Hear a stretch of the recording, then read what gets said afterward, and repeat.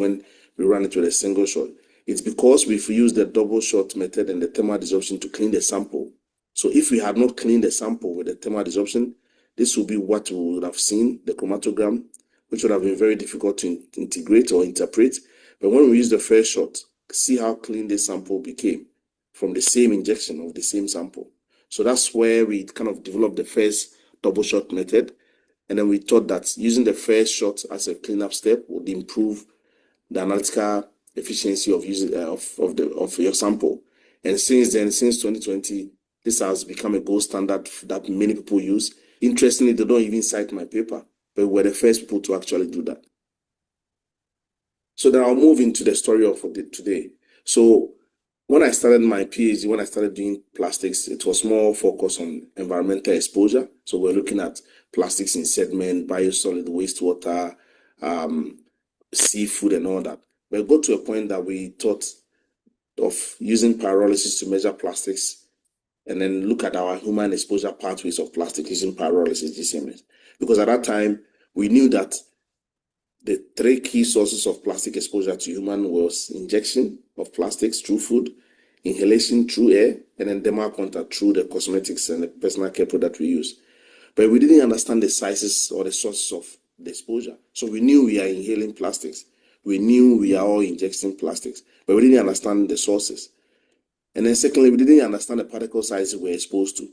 Okay, so we didn't know which sources were like in terms of contributing what amount that we consume, how much was is someone consuming from maybe drinking tap water compared to food.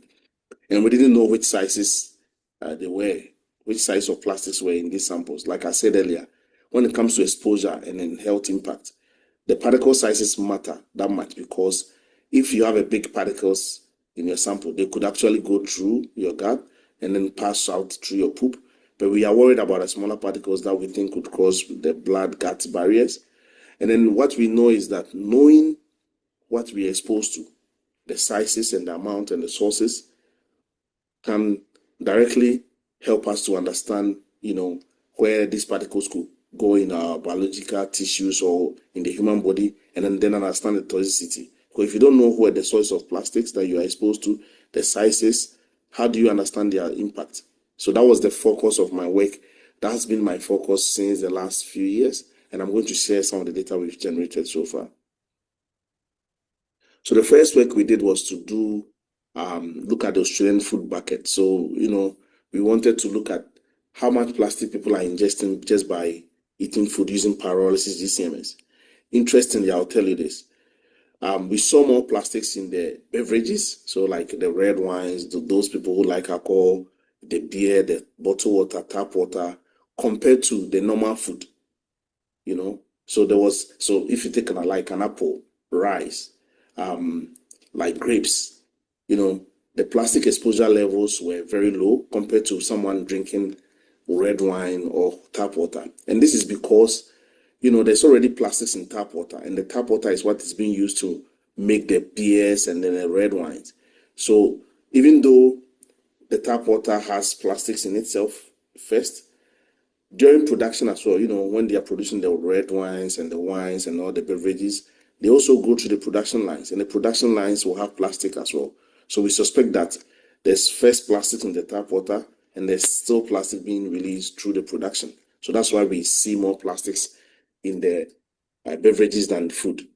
And there was no similarity between bottled carbonated and bottled water. So, from the same manufacturer, you bought carbonated bottled water and then normal bottled water, and there was no difference in the plastic concentration. But what I would say is that I'm not saying don't drink your wine, don't drink your beer, but those are the areas we think we are more exposed to plastic compared to the food we eat. Compared to food like, broccoli, bananas, grapes, strawberry, those food sources don't have much plastics. Even with the meats that we measured, we didn't see much plastics in like the chicken and the beefs and all that, but we saw more plastics in the alcoholic beverages and then the drink or the beverages in general. So from there, we look at what we are drinking. So one study we did was to look at plastics in tap water and bottled water. So this was a big study in Australia. It's been published. So what we did was that we took tap water, we took bottled water, and we took water refill stations. I don't know whether you have them in Indonesia, but then We have refill stations that when you are walking in the city, you can just go and fill your bottle. That was what we did. Interestingly, we found more plastics in the tap water, even in Australia compared to the bottled water. Okay. And the major plastics were polypropylene, nylon 6, and PET, which is polyethylene terephthalate. And then if you drink 1 liter, for instance, you are consuming about 0.5 to 1.5 microgram of plastic just per liter of water. And the nanoplastics, you are drinking about 1 microgram as well per liter. And then the size of plastic we measured in this tap water was around 200 nanometers. So like I said, these 200 nanometers are particles that are below the 1 micron range. So what it means is that if you ingest plastic through the drinking water, it's likely that these particles could cross your gut blood barriers. So, it goes into your gut, and we think that a smaller particle that's in the 200 nanometers could actually cross your gut barriers. It's something we are still investigating and trying to understand, and I'm very happy to share more about that. Now, one interesting thing that we observed was that someone asked, why do we see more plastics in tap water than bottled water? The answer is simple. Bottled water companies filter the water before they put it in the bottle. It's just tap water or maybe fountain water, they just filter and then they put in the bottle. So what it means is that they filter the water first and then they put it in the bottle and then transport it to the shops. Unless there is friction or there is mechanical abrasion, usually plastic particles don't just shed. Compared to tap water, there's a source water before the municipal or the government will treat the water. I don't know how you call it there. But what I'm trying to say is that, before they treat the water that gets into your house, they get the water from a source. So one, the source could be contaminated with micro and nanoplastics. Now, during the treatment of the water, because the system or the treatment plant will also have plastic in their system. So, it's a production line. They will definitely have plastic components. Those plastic components could also shed particles. Now, two, when the water is treated and it's released from the treatment plant to your home, bear in mind, all those pipes are made up of plastics as well, okay? So we suspect that even though the water is treated, there could be plastic particles that could shed into the water through your pipes before it gets into your home. Also, when the water is treated, there's area deposition. So, the water is pumped into processes that are already open to air, and we think that there could be plastic particles falling in there as well, even though they've treated it. Currently, we're doing a study where we're trying to understand the source of plastics into Australian drinking water and try and see whether we can try and remove it. So there's plastics in tap water compared to bottled water. And I think I've tried to explain why there's more in tap water than bottled water because of the production, the pipes compared to bottled water where it's just filtered and put into the bottle. Now, like I said, we know there's plastics in tap water. So one thing that we thought to do was to look at how household filters, I don't know in Indonesia whether it's common, but in Australia, most people buy this under sink filters. The idea is that they believe that they will have this installed and then this will filter out any particles before they drink it. So in Australia, we drink a lot of tap water and there's this under sink filters. I'm sure most of you will have it as well, or you've seen it. So as you can see, I'll show you like this one. So this household point of use filters. So they put them at the tip of the tap or maybe installed, and the idea is to clean the tap water. So we pick some of this. We kind of did a survey where we look at those who have this installed in their house, and then the idea was to understand the exposure levels or whether the filters were actually removing plastics. So we took water from the influent before it goes to the filter, and then water after the filtering. So that's influent and effluent. Just from their household, trust me, these filters don't remove all the plastics that you'll be exposed to. Okay, we found out that the removal efficiency was about 2 to 60% for microplastics and about 23 to 80% for nanoplastics. So entirely, the interesting bit was when you buy the filters, they tell you that the filters remove particles maybe about 5 micron or 1 micron. But we still saw particles that were even in that size range in the tap water that came out from the filters. So it tells you that even though they are marketing it as removing this size of plastics, those size of plastics still cross and still came out for you to drink. And there was an interesting result that we found. We found out that some of the filters were actually releasing more plastics into what you drink compared to what was going to the filter. So I don't know whether it makes sense. So you have a filter where you have tap water going through. The tap water going through, we measured the concentration, it was maybe like 1 microgram. But then when we measure the effluent that goes after that had gone through the filter, we realized that there was maybe like 5 microgram of plastics. So what it means is that the filters, the cartridges themselves, which are also made up of plastics at times, were also shedding plastics, over time. Okay, because you have a low concentration in your tap water. It doesn't make sense that you get high concentration in the effluent from the filters. But like I said, we found out that we suspect this because we are still investigating this. We suspect that it's because the filters cartridges themselves are also shedding plastic particles. So using household filters doesn't solve the problem. That's what I want to put across. It removes some of the plastics, but it doesn't remove whatever you think it's in there. And at times it doesn't remove the sizes they are being marketed as being able to remove. Now, if you look at food storage containers, so the first work we did was food storage containers. People use the cheap plastics to store food. I will advise you, if you have any option, don't use it. We use cold water and then we use hot water to try and wash these bottles, these containers, to see whether they will shed plastics. Like I said, whether cold water or hot water, they still shed plastics. The issue is that the hot water shed more plastics. So that means when you put hot food into a plastic container, it's likely you'll be consuming more plastics than when you put a cold food. My advice is just when you have a hot food, just cool it down before you put it in a plastic container. If you look at the concentration, you consume about 10 microgram of microplastics just by putting hot food into a plastic container. And you consume about 5 microgram of nanoplastics, which is below 1 micron. And just look at the sizes that we measure. We measure the sizes of plastics to be between 122 and 400 nanometers. And this is a size that could cross biological barriers easily. So please, I'm not supposed to tell you, but don't put hot food or don't, people just put plastic containers in microwaves and heat their food. It's a bad idea. They're just going to shed plastics. And then we look at kettles. So the next work was we bought a plastic kettle. I'm sure you all know plastic kettles. So this is a plastic kettle. We bought a new kettle and we boil it 150 times. So the idea was to see if you buy a new kettle, are you exposed to plastics? Or you don't get exposed to plastic just by boiling. Bear in mind, like I said, one of the major factors or contributing factors of plastic shedding is heat. Once there is heat, there's likely that there will be a lot of plastic shedding. So we did that work, and then we found out that if you start boiling your plastic, you consume about 20 microgram of plastics. If you start boiling your kettle, So if you have a new kettle, you wash it and you start using it, within the first few boils, you are consuming a big chunk of the plastics, that are actually coming out from the kettle.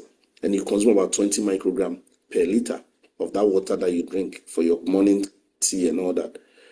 And then we realize that if you keep boiling up to 50 times, your exposure levels reduce drastically after the 50 boil. So, what I mean is that when you start boiling, you see that you are consuming a lot of plastics. There's a lot of plastic shedding. But 50 boil, or from 50 up to 150, you realize that the concentrations from 20 microgram dropped drastically to about 1 microgram. And then from thereafter, from the 50 boil, it was below 1 microgram. It was still shedding at a steady rate. But what I mean is that you could see a direct link between exposures when you have a new product. When you buy a new plastic container or whatever, your exposure levels are higher because of the heat that you put in there. And with time, the residues from the manufacturing will go off, and then the plastic levels that you are consuming or exposed to will reduce. So the same question that I'll tell you, the same suggestion. If you have money and you have a lot of energy, I recommend that when you buy a plastic container, a plastic kettle, just wash it several times. Just boil it several times and then discard it. Like I said, from this study, after 50 boil, it becomes a bit stable, and then you're not exposed to plastics a lot. The next one is milk storage bottles. So we've looked at, polypropylene milk storage bottles for babies, and we see that these bottles also shed plastics. You consume the babies, if you give it to your baby, you consume about 2 microgram per bottle. So just imagine if your baby drinks 10 bottles a day. Just do the mathematics on it. It's a lot of plastics, from the food containers and the product we used. So like I said, micro and nanoplastics are released from food containers. Don't let anybody lie to you. It doesn't matter whether they tell you it's dishwasher safe, it's whatever. They will shed once there is temperature involved. But we think that this like I said, the highest releases are usually within the first use. So if you have a kettle or whatever container you want to use, I recommend that probably you just wash it in the first instances or use it from the first instance and discard the water or whatever, or wash it several times. But bear in mind, once you wash and discard, it's also going into the environment. So eventually it doesn't solve any problem. It's just that you're adding to the pollution levels as well. So, because usually people find it difficult to change their plastic usage because of financial issues, because it's very expensive to change from plastics to ceramic. But that's why we give this kind of suggestions that you can switch from using like putting hot food in a container, microwaving hot food in a plastic container. If you can avoid that, you reduce your exposure levels. And not only the plastic, the chemical additives as well. So the chemical additives that are in the plastic will also release when you use hot temperature. So like I said, we think that some of these particles that are being released are possible residues from the manufacturing process. That's why with time, the residues reduce drastically if you continue using it. So what we want to do now is that, like I said, we've boiled it up to 150 times, we still see plastic coming off. So we want to now, keep boiling. So we've kept the kettles. We want to get a PhD student to come and just keep boiling for maybe 300 times to see at which point does the release stop. Because we have a hypothesis that as the plastic ages, we think that the aging will also cause the plastic to shed more particles. But we've not been able to prove it yet. Now we know that when it's new, it sheds particles, then it reduces, stabilizes, but we don't know what happens when the plastic ages. I will just say this: if you look at the plastic containers you use in your household, just compare the old container to the new container. You realize that as you use it more often, you realize that there will be scraps and scrapes in your plastic container, and those scrapes are coming from the usage. And we think that those scrapes and the cracks you have in there will aid the leaching or the release of plastic particles. If you have old containers and you see that, please, if you can avoid it, that would be good, because you can clearly see that the inner bit of the plastics are actually coming off. And like I said, most of the release are based on hot food and liquid. So the cold water still release plastics, but usually compared to hot, you realize that there's small particles being shed when you put hot liquid or hot food. So just keep your food, get it to cool down before you put it in a plastic container. And then the sizes that we measured were between 60 to 400 nanometers. And like I said, this is very significant for understanding potential health outcomes, because once we know that we are being exposed to this size of plastics, which are particles that could cross biological barriers, then it makes it very important to understand our exposure sources and the sizes we are being exposed to, because that's the first thing we have to understand before we start measuring plastics in blood or urine. Because if you don't know where the plastics are coming from, what sizes you are being exposed to, you can't really look at the toxicity.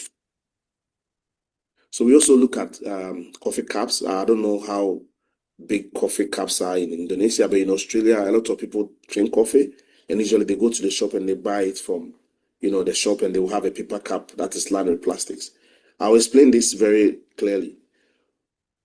Most of the coffee cups that we buy in Australia, they tell you it's compostable because it's paper. But because they know that you are going to put hot coffee in it, usually they line the plastic with plastic. They line the coffee cup with plastics, with a thin layer of plastics. Okay? But they don't, when you buy it, they tell it's compostable. It doesn't mean when you throw it in your garden, it's going to compost. It's just that they've put in it's paper cup, but because you put hot water, they've put in a liner of plastic in it. So what we did was that we bought a plastic, a coffee cup that is lined with PLA, which is polylactic acid. Also bear in mind, PLA is biodegradable plastic. They are all marketed as biodegradable plastics, but they don't degrade when you just drop them in the environment. It takes time for them to degrade, and they need specific conditions. So when you go to shop and you buy a biodegradable bag and you put it in your compost and you don't see it in the next few days, don't think it's degraded. It's just broken down into smaller pieces that you cannot see with your naked eye. It's still there because they need specific conditions to degrade. So what we did was this. We bought the PLA line cap, so the biodegradable line cap, and then we bought the normal polyethylene line cap. So we have two caps, one line with polyethylene, one line with PLA, which is the polylactic acid.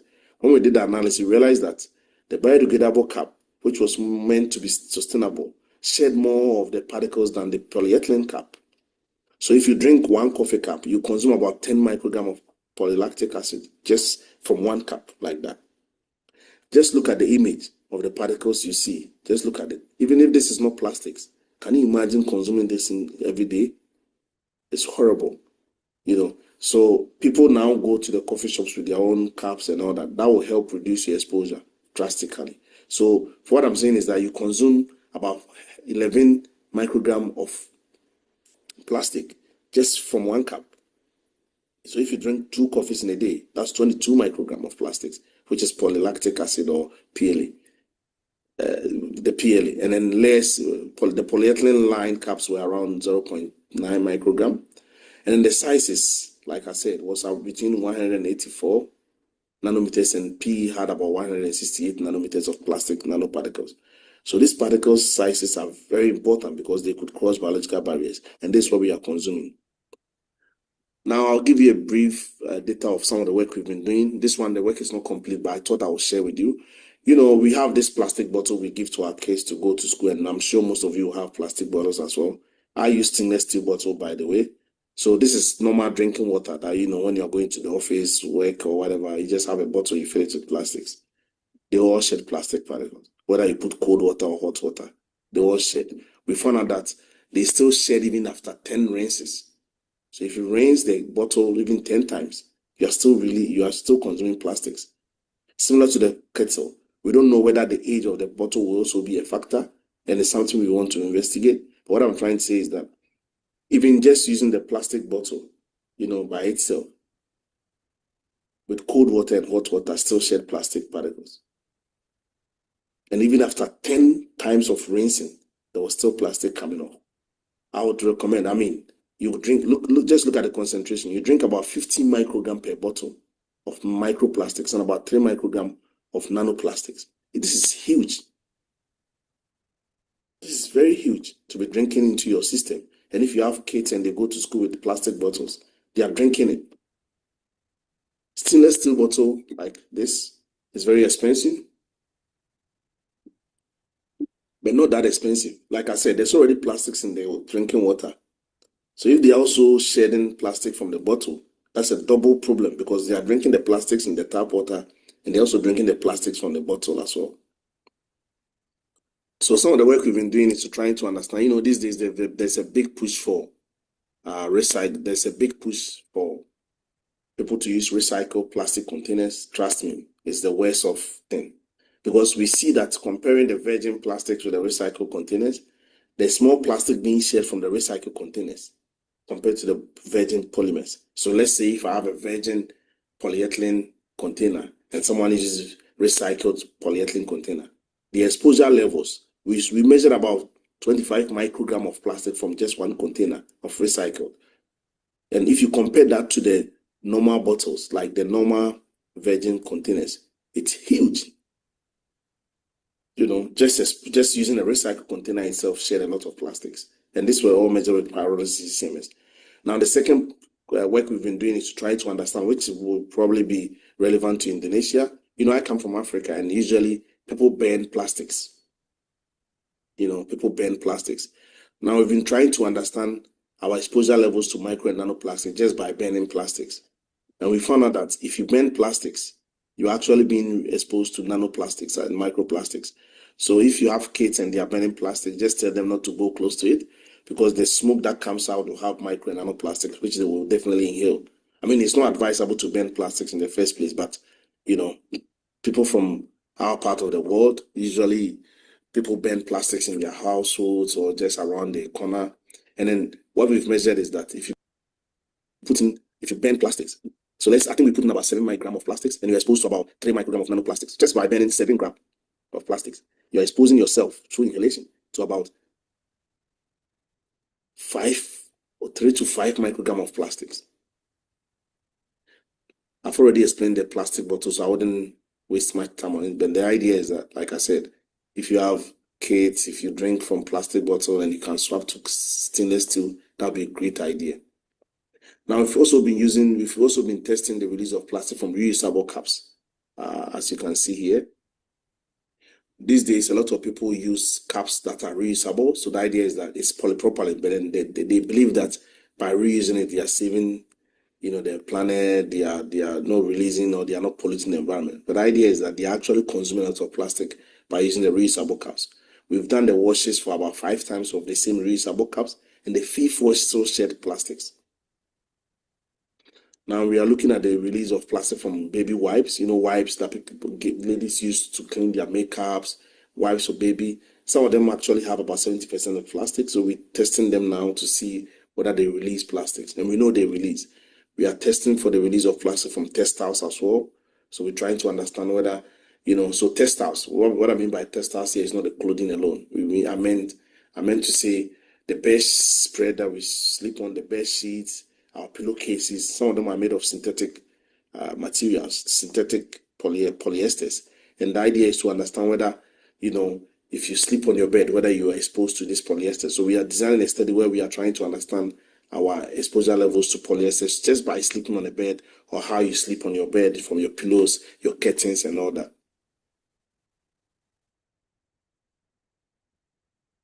And this is how the student working on this project.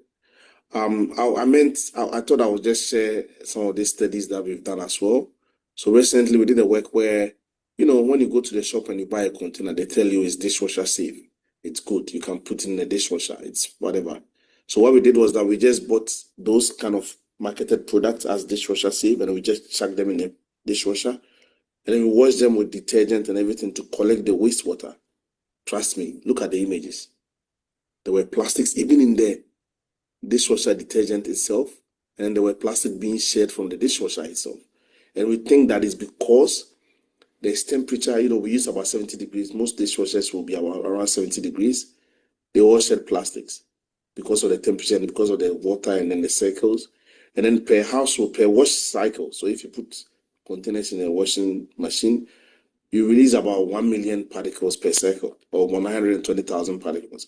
And then per household, you release about 170 million particles of plastics into wastewater, just by using just one household.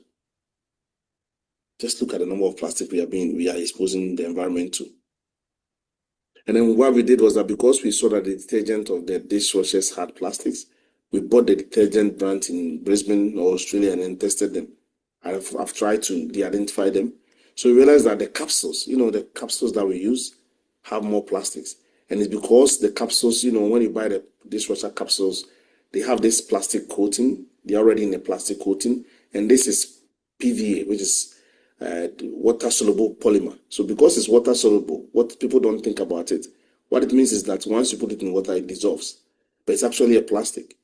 And then we saw that contributing a lot to the plastic that we saw in the capsules compared to the tablet and powder, which made sense, And this is some of the images of the plastics, or the images of the particles we measured in the detergent from the dishwashers. So if you use detergent for your dishwasher or for your laundry, maybe try and switch to the tablet and the powder, because those ones wouldn't have plastic casing, because the capsules are made of PVA, which also shed a lot of plastics. And then, like I said, seafood. It's one of the major sources of plastics to human exposure. Like in terms of when it comes to human exposure, one of the major sources of plastics is seafood. On average, you take about 10 microgram per gram of a seafood. I'm using oyster as an example, but we've measured a lot of seafood, and we see a lot of plastics in all the seafood that we've measured. If you take about 10 oysters in a day, you take about 0.7 milligram of plastics. Can you imagine that? So there's a lot of plastic in our food. And then we did a work where we look at plastics from rice. So my recommendation is that when you buy rice and you want to cook it, wash it several times. Because from what we saw that when you wash your rice, we did 2 times of washing. And then between the wash and not washed, we realized that when you wash your plastics, the concentration that you have, when you wash your rice, the plastic exposed levels reduce. But in this study, we just did only 2 washes. So we did a rinse and not rinsing. And we realized that those who don't rinse their rice before they cook are exposed to a lot of plastic compared to those who rinse their rice. And then we did eggs. Luckily, we didn't see any plastics in eggs, which is good news, because I love eggs. I know most of you will love eggs as well. And we didn't measure any plastics in the eggs, which is good. So there's no plastics in the eggs I mean, in Australian context, we didn't see any plastics in them as well. And now some of the work we are trying to do, I'm developing methods to try and measure plastics in poop using pyrolysis. So the idea is that now we know, like I said, we know our exposure levels. But I want to understand if we're exposed to plastics, do they actually stay? So I want to do a mass balance, to see whether the plastic comes out through our poop or they stay within us. And like I said, the size of plastic I'm measuring will be a major factor because some of the sizes I'm measuring are sizes that would not cross biological barriers. They will stay in and cross. They will not actually pass out. But this is something that we're trying to do now. And like I said, in our lab, we also look at human tissue. So we're trying to measure plastics in blood, urine, placenta, spleen, lungs, and all that. Like this is a big group, and we're trying to do that as well. So we're trying to look at plastic sources, like I said, in the food and all that, from plastic containers and plastic product, and then we link it up to what we are internalizing, what is actually staying in us. And then we're trying to understand how they impact our gut microbiome and gut, our lungs. We're trying to understand how plastics actually impact us when we're exposed to it. So to summarize, like I said, we know that we are injecting and inhaling plastics, but we don't know how much. And some of the work we are doing is to try to understand how much we are being exposed to and the sizes and the sources where we should be worried about. And then, like I said, food contact materials shed a lot of plastics, and then the migration increases with hot food. So if you put hot food, you shed more plastics. There's one thing I was also going to say. We measured, Ziploc bags. People use Ziploc bags to store food, and we didn't see any plastic being shed from the Ziploc bags. I don't know why, but this is something I wanted to share. It's not published, but just to keep you thinking in case you want to use Ziploc bags. But then, do the concentration that I'm measuring match with what we are being exposed to, or do the concentration people are reporting in human tissues matching with the concentration we are actually measuring, or the concentration I'm measuring with our exposure levels? And are the sizes that we are reporting capable of entering the analyzed sample? So if I'm reporting 400 nanometers of plastics, are these particle sizes that we think would cross biological barriers, ability to translocate within our system? These are questions we are all trying to understand now. And then we need to consider our plastic usage, just to try and protect the planet and ourselves. I said, take home, I'll try and leave it here. But then the idea is that small actions, big impact. If you look at the picture here, you can see that the person has changed everything in their kitchen. That's what I've tried to do in my house.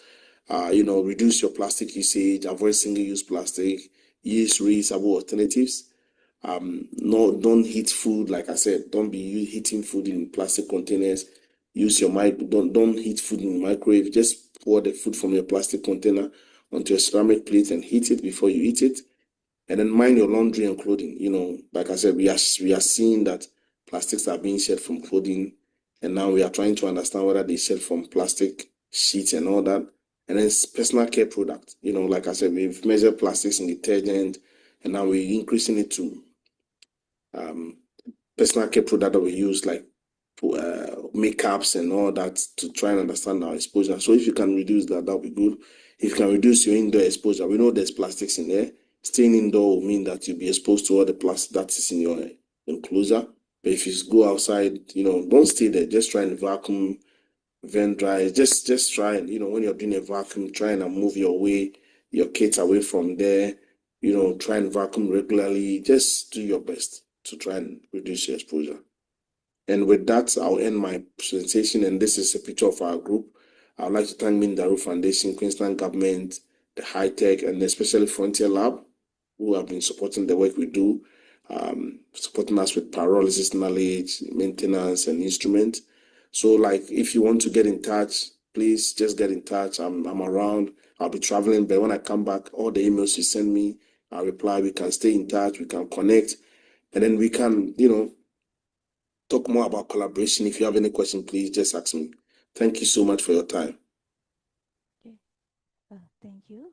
What a brilliant presentation from Dr. Elvis. So before we move to Q&A session, so let's make a round applause for Dr. Elvis. and also Dr. Katrik for their presentation today. Okay, Dr. Katrik, you still with us? No? Yes, yeah. Okay, thank you very much. As a promise, we are now transitioning into our live interactive discussion and Q&A session. Dr. Katrin will lead and guide us during this discussion. If any question or discussion, Dr. Katrin will answer and will deliver some comment. But if there is special question for Dr. Okofo, we can send also through email to him. Okay, we will now open the floor to our audience. First, maybe in this offline participant in this room. Is there any question? Oh, okay. Thank you very much, Dr. Ibu Rita. Mohon maaf. Silakan Ibu, please the mic.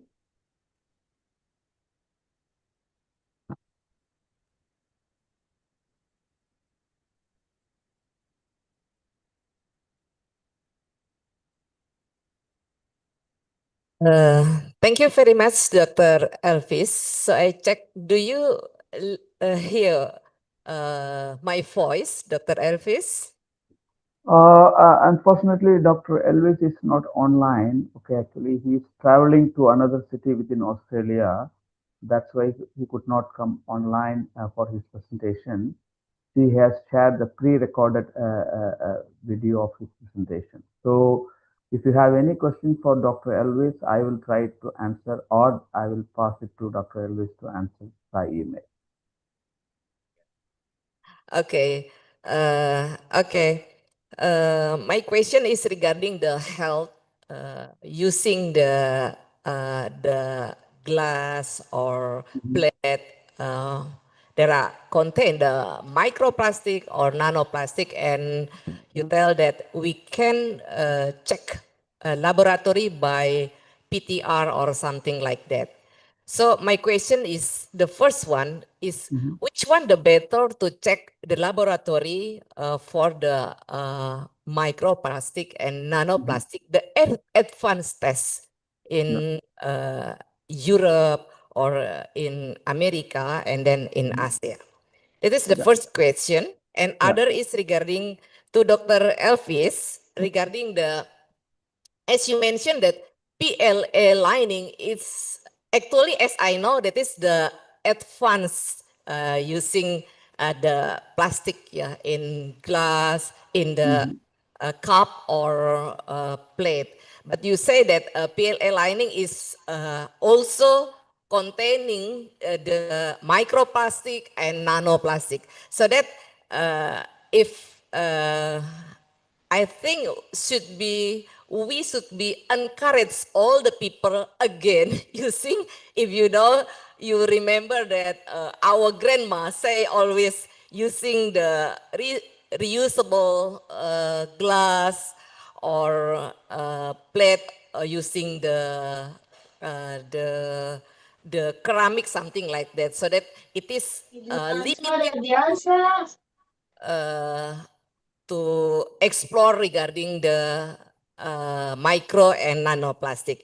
I think it is right now, it is relevant because you know that if I understand that all of the product is contain the micro and nanoplastic. Thank you. Okay, so you have very long questions, but I have to try answering your question in short or in summary. So first question, okay.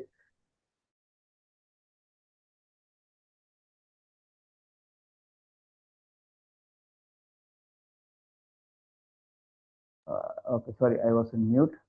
So thank you for your question. I think, but you have asked too many questions, and maybe I have to keep it short so that we can address other questions. So the first question, okay, on choice of method, okay. So choice of method, as we explained, the spectroscopy is good for only larger particles. Micro FAR can only detect particles above 20 microns. Then Raman, micro Raman can detect particles above 1 micron. However, the analysis time can get longer as your particle sizes are small. Okay, this is one side. So if you are interested in nanoplastics, the spectroscopy cannot really do. Now people are trying to use single particle ICP-MS and also field flow fractionation. And also there is another new spectroscopy technique. It's called optical uh, uh, spectroscopy, photothermal spectroscopy, OPTIR.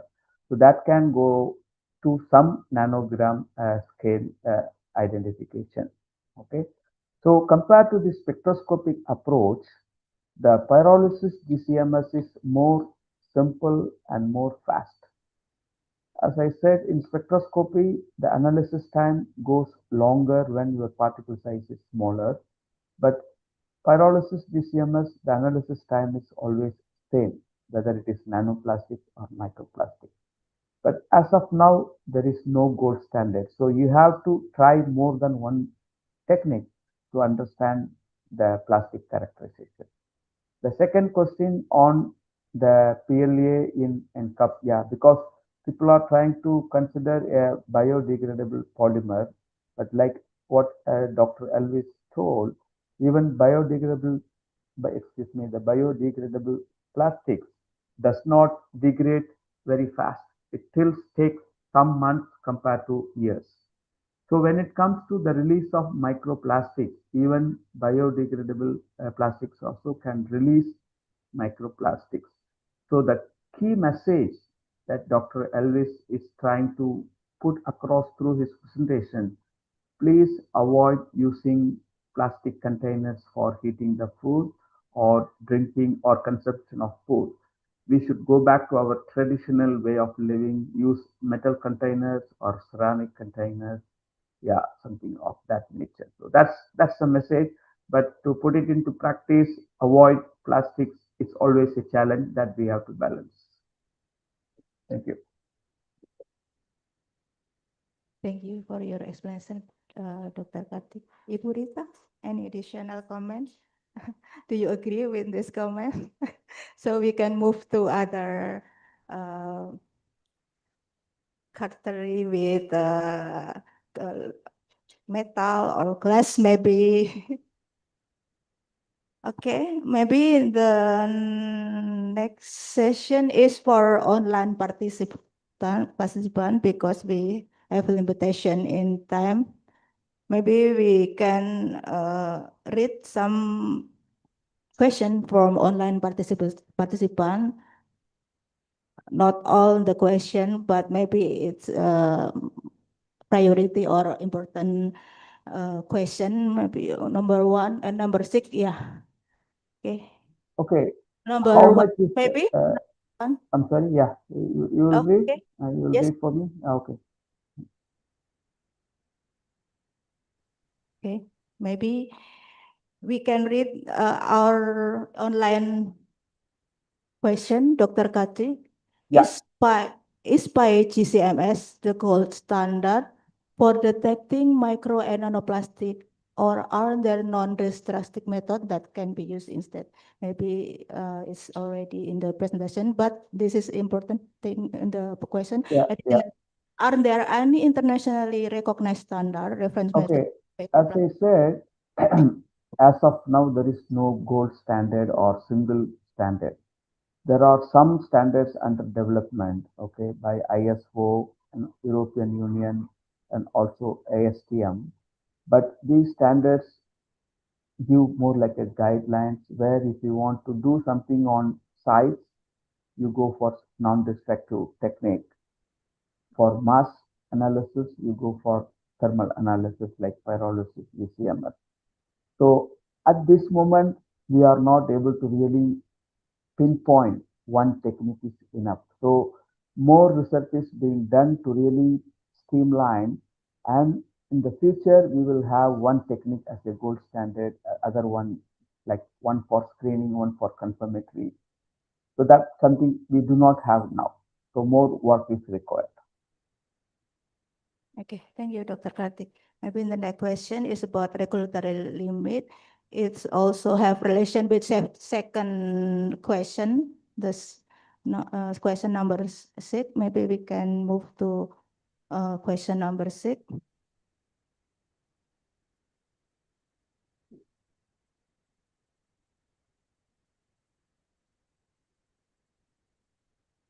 So maybe I will read by myself.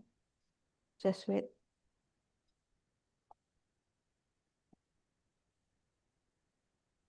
Oh, okay. Yeah. How much is the TTI for microplastic in children, adults, and the elderly? Can FTIR or paralysis disability microplastic test result be used as data for decision making regarding microplastic hazard risk assessment, as they are based on different methods? Okay. So first of all, I don't know what is TDI. Is it threshold limit? I don't know what is TDI. Can you explain? Is it threshold or like what is it TDI referred to? Maybe like a minimum. Oh yeah, yeah. It's more like a threshold. I will say the threshold limit. Okay. Currently, the LD50 is not established for microplastic because different microplastic actually have a different chemical characterization or characteristics. So chemistry is different for example, polystyrene versus polyvinyl chloride or polyethylene or PMMA. So the threshold limit for different plastics can be different also. Now the toxicology people, researchers are trying to understand the LD50 value, but something is not established. Okay. Then the second question, can FTIR or pyrolysis DCMS be used for data decision making? Yes, hazard risk assessment, something people are trying to do it, but still there is no real standard protocol which has been harmonized whereby everybody can do the risk assessment in the same way. It is something is evolving or developing. So in coming years, we will have something very clear on the risk assessment. Currently, they're all open-ended questions or open area for more research. Okay. Thank you, Dr. Kartik, for your explanation. So the condition now is still progress and still developing That's for correct. regulation. Yes, thank you, Dr. Kartik. Maybe this is the end of this session. Ladies and gentlemen, what an absolutely phenomenal session we have just experienced. So to wrap up and summarize the vital insight and share today, the session has truly refined how we look at plastic pollution. We do not have to navigate this frontier alone. The path forward for Indonesia involves utilizing this advanced chemical workflow, standardizing our local laboratory method, and embracing international collaboration with pioneering institutions like the University of Queensland, also with Frontier Laboratorium. So on behalf of the organizing committee, I would like to express our deepest gratitude to Dr. Elvis Okovo and Dr. Satrugnan Kartikeyan to anchoring our discussion here on stage. Thank you for our participant for your Thank you very sub-question much. and active engagement. I'm confident that the knowledge and share in this room today will spark incredible progress in your respective laboratories, company, and agency. Thank you, stay safe, and have a wonderful afternoon. I now hand the floor back to our main MC. Okay, thank you, Dr. Iswahuli, for expertly moderating this session, and thank you for Dr. Kartrik and Dr. Alvis Kosovo for the excellent presentation. As a token of our sincere appreciation for the valuable insight and expertise, we will now proceed with awarding of a symbolic certificate to our distinguished speaker.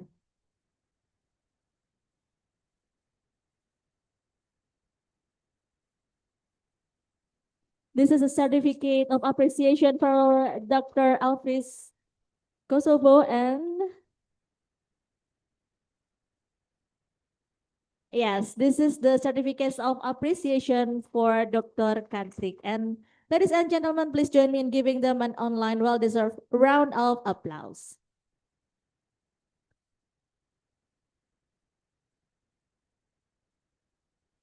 Ladies and gentlemen, we shall now proceed to the session 2 entitled Rapid Method for Microbiology. As laboratories strive for faster and reliable testing, rapid microbiological methods have become increasingly important in supporting timely decision making and ensuring product safety. This session will highlight recent advances in rapid microbiological testing and will be presented by Mr. Sudip Sabdi as a Senior Scientific Affairs Manager, USB. Without further ado, I would like to invite our moderator, Ibu Dr. Anda Togi Junisuta Julu Apoteker MHA to lead the session. So our speaker and moderator, the floor is yours. Thank you, Ibu.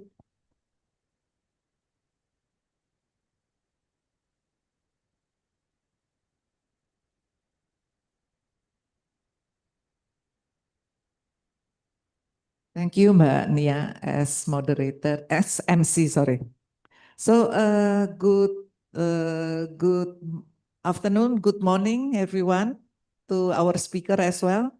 Welcome to the session 2, which is Rapid Microbiology Method. Whether you are joining here in the auditorium or tuning in virtually, we are thrilled to have you in the seminar. My name is Togi Hutajulu, and I will serve as a moderator for this session.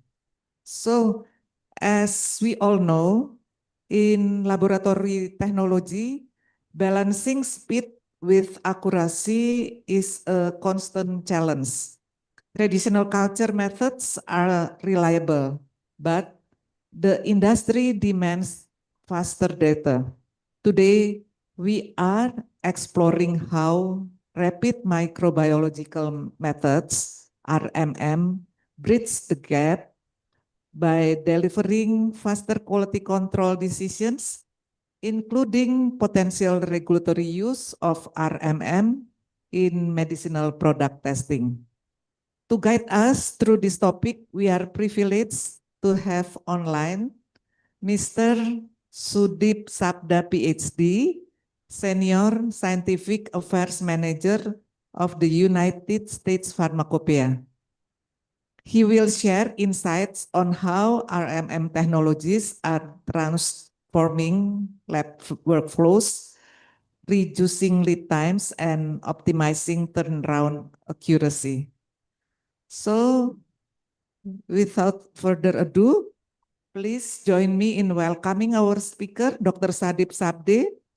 Dr. Sabde, the floor is yours. Thank you. Thank you so much for this kind introduction. And it's my pleasure to connect with you all. Hope I am audible to you. Is it fine? Or I can adjust my microphone? Yes, yeah, we can hear your Okay, great. voice. Good afternoon and good morning, everyone. I am sharing my screen. Just allow me a moment.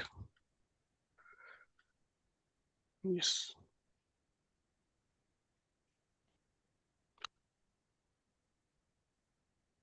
Is the presentation visible to you all? Yes, yeah, it's Okay, already. thanks so much. So it's really good. Thank you so much for inviting me for this talk on rapid or modern microbiological methods for quality risk management. So in this presentation, I'm going to highlight what USP is doing in this domain, especially the rapid microbiology methods, what chapters we have, and how industry can adopt these chapters to support the product life cycle management and mitigate the risk of microbial contamination. So before just starting the presentation, here is the outline of my presentation. I will cover some background on what is USP, a brief introduction on rapid microbiological methods, then what is the quality risk management, what ICH tells about quality risk management, and how this is aligned with USP, and how you can adopt rapid microbial methods for quality risk management. Then I will also shed some light on USP's evolving approaches on implementation of rapid microbiological methods. And there will be some updates on USP RMM chapters as well.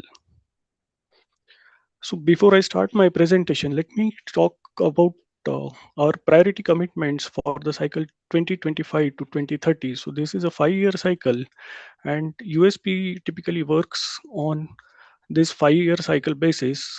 So every 5 years, we review our goals that we have achieved. We review our mission, and then a new goals and new mission or a vision is adopted from our board of directors, from the experts. And currently in this cycle 2025 and 2030, our priority commitments are for enabling the greater availability of the world's most relied upon medicines. So basically these priority commitments are aligned for providing the access to the quality medicine to the patients across the globe, and simultaneously also ensuring that the foster to foster environmental sustainability across the pharmaceutical life cycle. So now some background on USP. So as you know, USP provides some physical reference standards. Some of you might have used these reference standards as well as impurity standards. In addition to that, these standards are associated with some kind of monographs or referred in some general chapters. The main components of the USP standards are the general notices, general chapters, monographs, and physical reference material. General notices tells you about what they give you the information on what is happening with the general chapter, what you can expect from a monograph, how to interpret a monograph, and what are the standards associated with particular general chapter or a monograph. So general notices, they provide the key information supporting the use of standards, and they apply to all the articles recognized in USP NF, that is USP National Formulary, and the general chapters unless stated otherwise. Then we have two categories in general chapters. If you look at the numbers of the general chapters, you will find that some of them are numbered less than 1000 and some of them are numbered greater than 1000. So the chapters less than 1000 or greater than 2000, they are required for an article when referenced in monograph, another applicable general chapter, or general notices. And these chapters 1000 to 199, they are for informational purpose only, and they support the monographs by centralizing the methods and procedures. Typically, so if we look at the microbiological chapters, 71 or 62 or 74, and some other chapters, they are less than 1000. So they will give you some kind of information, procedural information on microbiological methods. If you look at the bioassay chapters, which are numbered like 1033, 1032, so they are greater than 1000. You can refer them, read them for the information purpose, and adopt the principles mentioned in these chapters to in your laboratory. The monographs, they contain the methods or the procedures and the specification for articles in commerce linked through the name, and the specifications could be derived from the test assays, and they will also give you some acceptance criteria needed to demonstrate that the article meets the required quality standards. And the physical reference standards, as such, they provide the traceable standard to demonstrate that the product meets the acceptability of the procedure. Now I will take a moment to talk more on general notices consideration. And here in this slide, I have highlighted two sections from general notices, the general notice 3.10 and the general notice 6.30. The general notice 3.0 is about applicability of standard, and it defines when a general chapter is applicable. So this is a kind of very important general notice which will tell you where the standards are applicable, or the general chapters are applicable. If the general chapter is not referenced in a monograph or another applicable general chapter or general notices, then it should be considered to be an alternative method. So now you can understand why these some of the microbiological methods are considered as alternative methods, because they are not associated or referred in any applicable general chapter or general notice. And we as a USP allows for the alternative methods as well. So we adopt some alternative methods as well. And the general notice 6.30, it will tell you how to use the alternative method and harmonize it, and uh, how you can use it for an alternative to a compendial test method, provided that these methods should be validated according to USP 1225 chapter. And this 1225 chapter is on validation of the compendial methods. And if you are adopting a alternative method, you should refer to this chapter 1225 and then produce a comparable results to the compendial method. To address some of the specific requirements of the microbial testing, USP has introduced this chapter 1223. It is on validation of microbial methods, and this was written and became official in 2008. Currently, I will also, when I'll be giving you the updates on the chapters, we'll see what is the current status of this chapter as well. Now, coming to the microbiological methods. So, we have a committee of experts from industry, academia, as well as the regulators also contribute to these committees. And we have, this presentation today is on microbiological methods. So, I will just give you an information on the microbiological expert committee for 2025 and 2030 cycle. So if you look at these volunteers are nothing but they are the experts from industries who have shown and proven expertise in this area, microbiology area. And these experts are, they volunteer their time, their expertise to draft, review the general chapters or the methods, and then they recommend certain changes in these general chapters. And if you look at the constitution of this microbiology expert committee, they are from different countries, different continents, and this allows us to understand what are the different requirements for different regions, what are the expectations from different countries, what regulators are expecting from regulators from different countries expect from the USP. So this helps us to draft the chapters in a such a way that we can cater to the global needs of microbiology. And from USP, two of my colleagues, Yuping and Leslie, they are the scientific lead for this microbiology committee.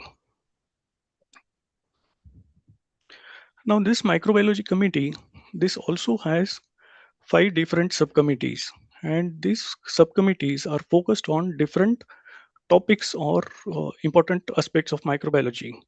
Like the modern microbiological methods, we have committee for bioburden, then pyrogen and endotoxin.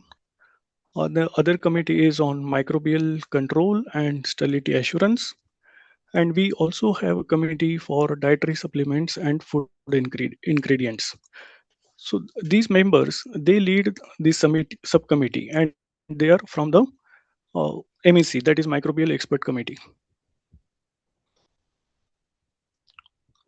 So this slide shows how a general chapter or a monograph is published uh, by the MEC members. So the initial drafting and review happens by the MEC members, expert panel, and government licensing members. They review the recommendations, they review the draft, and once they fully agree with the general chapter content, the chapter goes to the public forum. It is published for getting the opinion of the public, that is the experts from the industry, uh, professionals from the industry, academia, and the regulatory agencies. And then these comments are reviewed by the MEC subcommittee members and the government licensing officers, and we address those comments. If the comments are minor, then it is sent for balloting. Balloting is nothing but a voting which is required by, so MEC members vote whether to publish the chapter or not, depending on the comments and the revision that is done before balloting. And of course, the USP staff and administrative assistant and publishing assistants are an inherent part of this whole process. So this is a very thorough and time consuming process where we draft the articles or general chapters, and then we open it for the public comments. We get the comments from the public, review them, address the comments, and then we do the balloting, and then the chapter comes in a USPNF and become official. Now, coming to the main topic of this presentation, or rapid microbiological methods. Why do we need it suddenly? We already have the chapters on sterility testing, mycoplasma testing, and there are traditional methods which industry have been following for a quite long time. However, with advancement in the manufacturing technology, digitalization, engineering, it has become possible to detect the sterility or the contamination of a product in couple of hours. Then why to wait for a 14 days time for a typical sterility test? So USP General Chapter 71, European Pharmacopoeia and Japanese Pharmacopoeia, we have official chapters for sterility.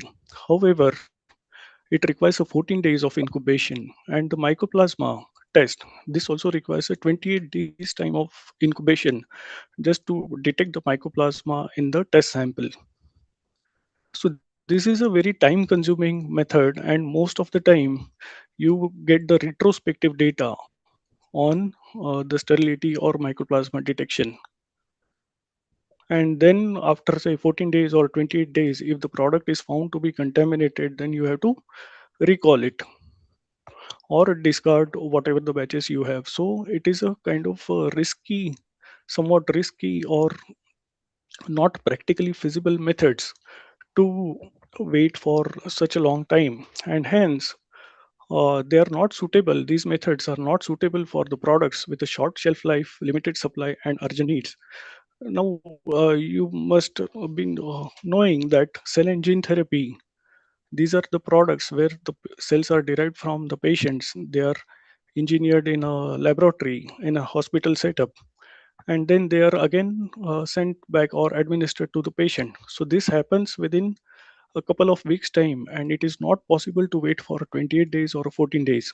So in for such products of a short lifespan, limited supply, and urgent needs, rapid microbiological methods are very important. And rapid microbiological methods, they offer alternative to the traditional compendial methods because of the main reason is that they reduce the time for testing. They automation is also possible, and they are highly sensitive and accurate. Even the some regulatory agencies like FDA, they recommend that in-process testing should be done 48 to 72 hours prior to the final harvest or after the last refeeding of the cell culture. And even this guidance recommend a rapid microbial detection test on the final formulated product as well. Now, what are these rapid microbiological methods? Are they alternative methods? Are they recognized or official in USP? That we will come to know in subsequent slides. The alternative and rapid microbiological methods, they are gaining momentum as an area of research and application across number of technology. I have already mentioned the cell and gene therapy and some short life products. The recent advancement in the technology, it has supported the validation and implementation of these methods as alternative to conventional microbiological methods in pharmaceutical as well as in biopharmaceuticals, QA and QC laboratories. The reason being they have improved sensitivity, they are highly accurate and precise methods, they are very reproducible compared to conventional and growth-based method, and they enable the automated operation, which means that you will have a reduced or limited manual intervention because of the automation. And it is also possible to get a higher sample throughput. And they allow for the continuous data acquisition, and they are, because of the reduced time to result, uh, because of this advanced technology, they have substantially reduced time to result, and which help faster release of the products or the batches from the manufacturing setup. So as you know, because of these advantages, they are gaining the popularity in QC, QA professionals, regulatory professionals as well, because you get the data very quickly, and if at all there is any problem, then you can mitigate that risk as well.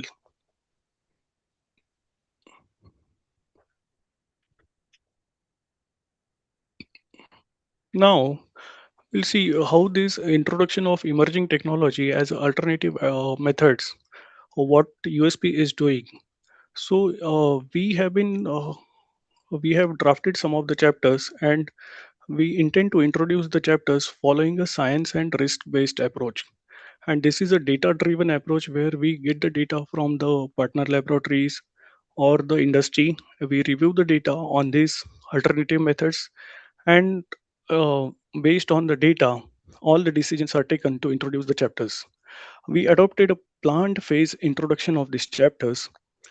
So this involves a initial narrow scope to support the generation of additional data to enable a broader applicability over the time with future revisions.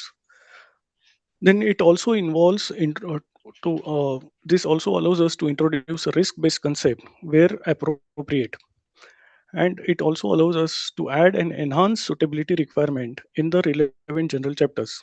This is a planned phase out if the additional data demonstrate the utility in additional product classes. So USP has adopted a very scientific and a data-driven approach to introduce these chapters, where the data is timely reviewed by the expert committee members, and then the decisions are made with the consent from all the committee members and professionals.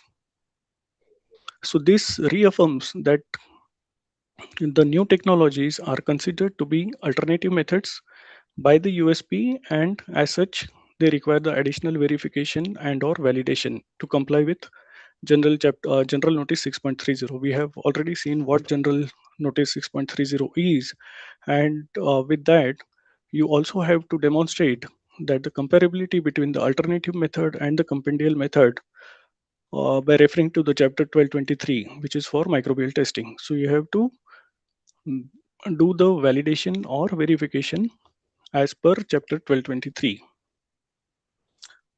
This also reaffirms that the use of the new chapters may require additional discussion with the relevant regulators and may require generation of additional data and suitability confirmation. What does that mean? So if you are using an alternative method, you have to get it validated as per the chapters, general chapters 1223, and show the comparability of the alternative method with the compendial method. And as these technologies they adopt, as this method they adopt new technologies or new data, the data is generated very quickly, and you can use different technologies like luciferase based method or cytometry based method or some respiration based method. So there are different methods that you can use in your laboratory, which, and the data from each of these tests could be very different. So what we need from you is that discuss this with the regulator. The data that you get from your laboratory, that should be discussed with the regulators and align with the compendial chapters as well as expectations from by the regulator. And this may, and that is the reason why some additional data and suitability confirmation is needed.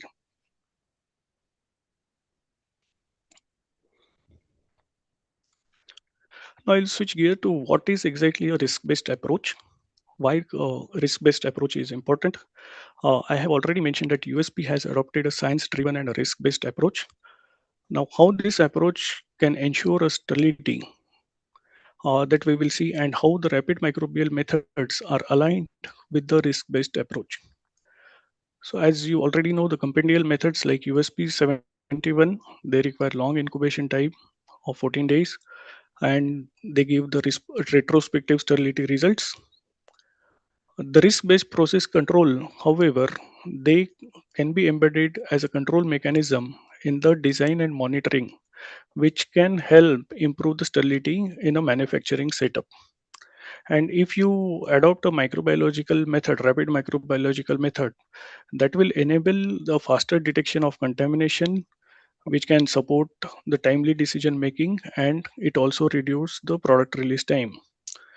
So this will help you for regulatory compliance and validation. Like there are already methods, validated methods.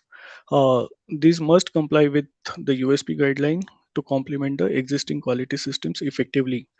So there are different stages where how and when and where you can adopt the alternative methods and get them validated and get the regulatory compliance for these methods. So when we talk about the risk assessment or a risk management, ICH Q9 very well defines the quality risk management. It is a systematic process for the assessment, control, and communication and review of the risk to the quality of the product across product life cycle. So it is not just that you have to do the risk assessment at the initial stages of the product development, but this risk assessment should be done throughout the life cycle of the product.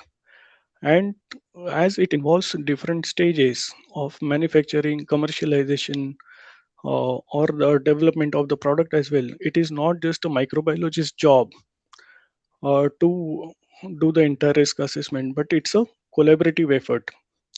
And the rapid microbiological methods, they help you for this risk assessment because they deliver real-time data inputs. The rapid microbiological methods are very useful for the risk control as well because of their shorter detection windows and proactive. Since the detection window is very narrow, you can get the results in couple of hours. And if you find that something is going wrong with my sample testing, you can take the corrective actions as well.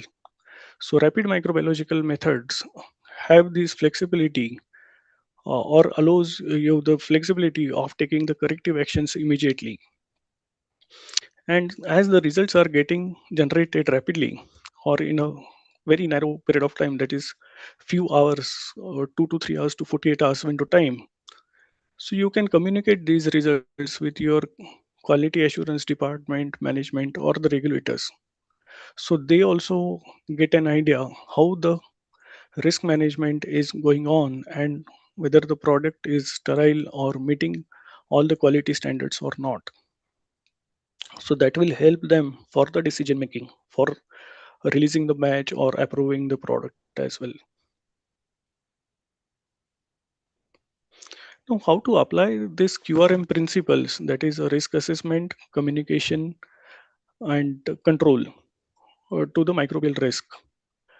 So this involves a systematic risk management where QRM, this applies a science-based structured approach integrating the risk assessment, control, communication, and review process. As I said, it is a cross-functional collaborative work where the effective QRM requires a teamwork among microbiologists, quality assurance professional, manufacturing professionals, and regulatory teams. So, if we work collaboratively, only then it is possible to minimize the risk of contamination in a large manufacturing setups or small I mean in a manufacturing setup. And uh, the critical risk that include in typically in a manufacturing environment are they are from the personnel, raw material, utilities, and aseptic processing. So cross-functional collaboration helps to mitigate all the risk arising from these different uh, I would say different stages of the manufacturing. And it is very important to adopt a continuous monitoring.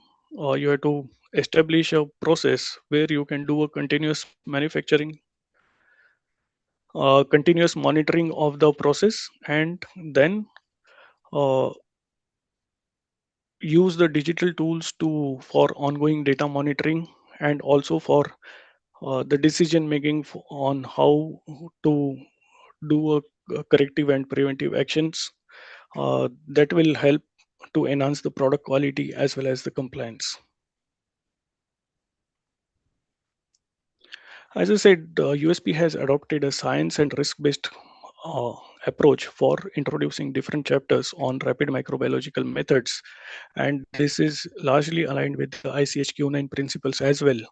So this slide shows how these principles or the framework can support product life cycle at different stages, starting from the development, scale up, manufacturing, release and distribution, and life cycle review. So the two USP chapters 72, 73 on method, they can tell you about the method suitability studies. Then you can adopt chapter 71 for manufacturing, where it will tell you broadly on how, when, and where to adopt the rapid microbiological methods. Now let's so till now I have talked about USP chapters, what are general chapters, general notices, monographs. We have seen what is the ICHQ9 principle on quality risk management, different components of ICHQ9 principles, what are rapid microbiological methods. However, I have not shown you exactly what are the general chapters on rapid microbiological methods that USP is working on, and what are the principles of these methods. So we will see in subsequent slide. We have also seen how MEC, the microbiological expert committee, works and helps us to publish these chapters. So we will now see what is the approach on the implementation of rapid microbiological methods by the USP. So this is a framework that we have on classical rapid microbiological methods chapters or modern microbiological methods chapter. We call it as a M3 chapters for the detection of contamination. So the chapter 1071, this serves as an umbrella chapter for rapid microbiological methods, and it is for the detection of contamination in short life product.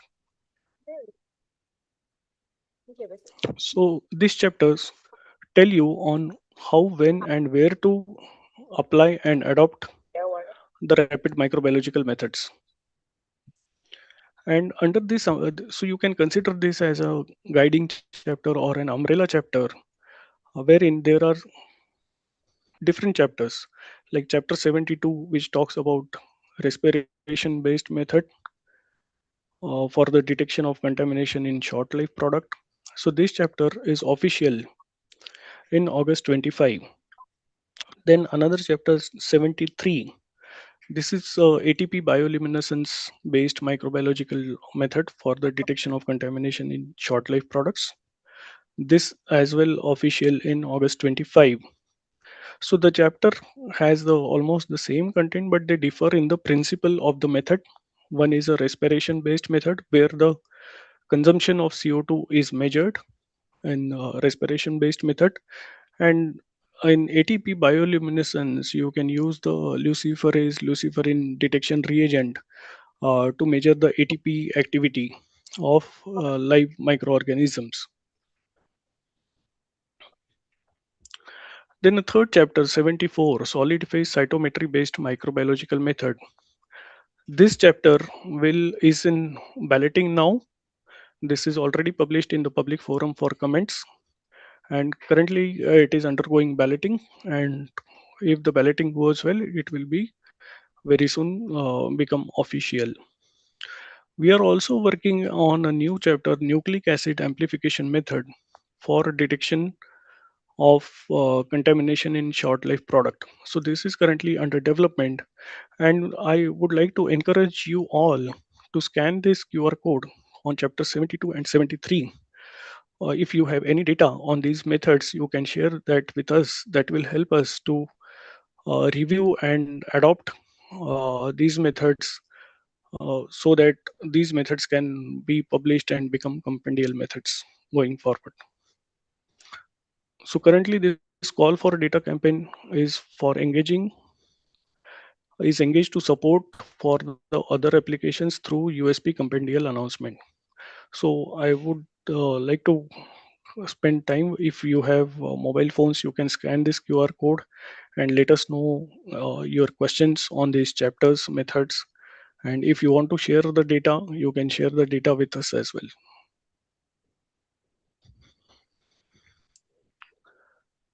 Now, this chapter 74, if you look at the scope of this chapter, the detection of contamination in short shelf life product, this scope has been changed to the detection of contamination in clear aqueous solution. And this new scope is based on the actual data that is reviewed by USP and the regulators. So this chapter currently addresses the contamination control in clear aqueous solution, and this is under development, and this includes a short life or a non-short life clear aqueous solutions only. This chapter is published in public forum on in the month of May 25, and we are targeting it in 2026 for the publication or becoming official. There are some additional chapters in development on rapid microbiological methods. The chapter 60, which is microbiological examination for non-sterile product test for the BCC. So these are very two specific chapters for this bacteria, BCC complex. Chapter 60 and 65, both on different principles. And we also have chapters in place on mycoplasma test, the mycoplasma nucleic acid amplification test, which is already published in April 2026. And as I said earlier, chapter 1223, this has been published in 2008, that is 2008. And currently, this chapter is undergoing validation, undergoing the revision. So, chapter 1223, you have to refer to this chapter when you are adopting any new method or an alternative method. You have to do the validation as per this chapter, and this chapter is currently on undergoing the revisions. Do I have time? Yeah. So I will just take a few moments to talk on updates on chapter 1071.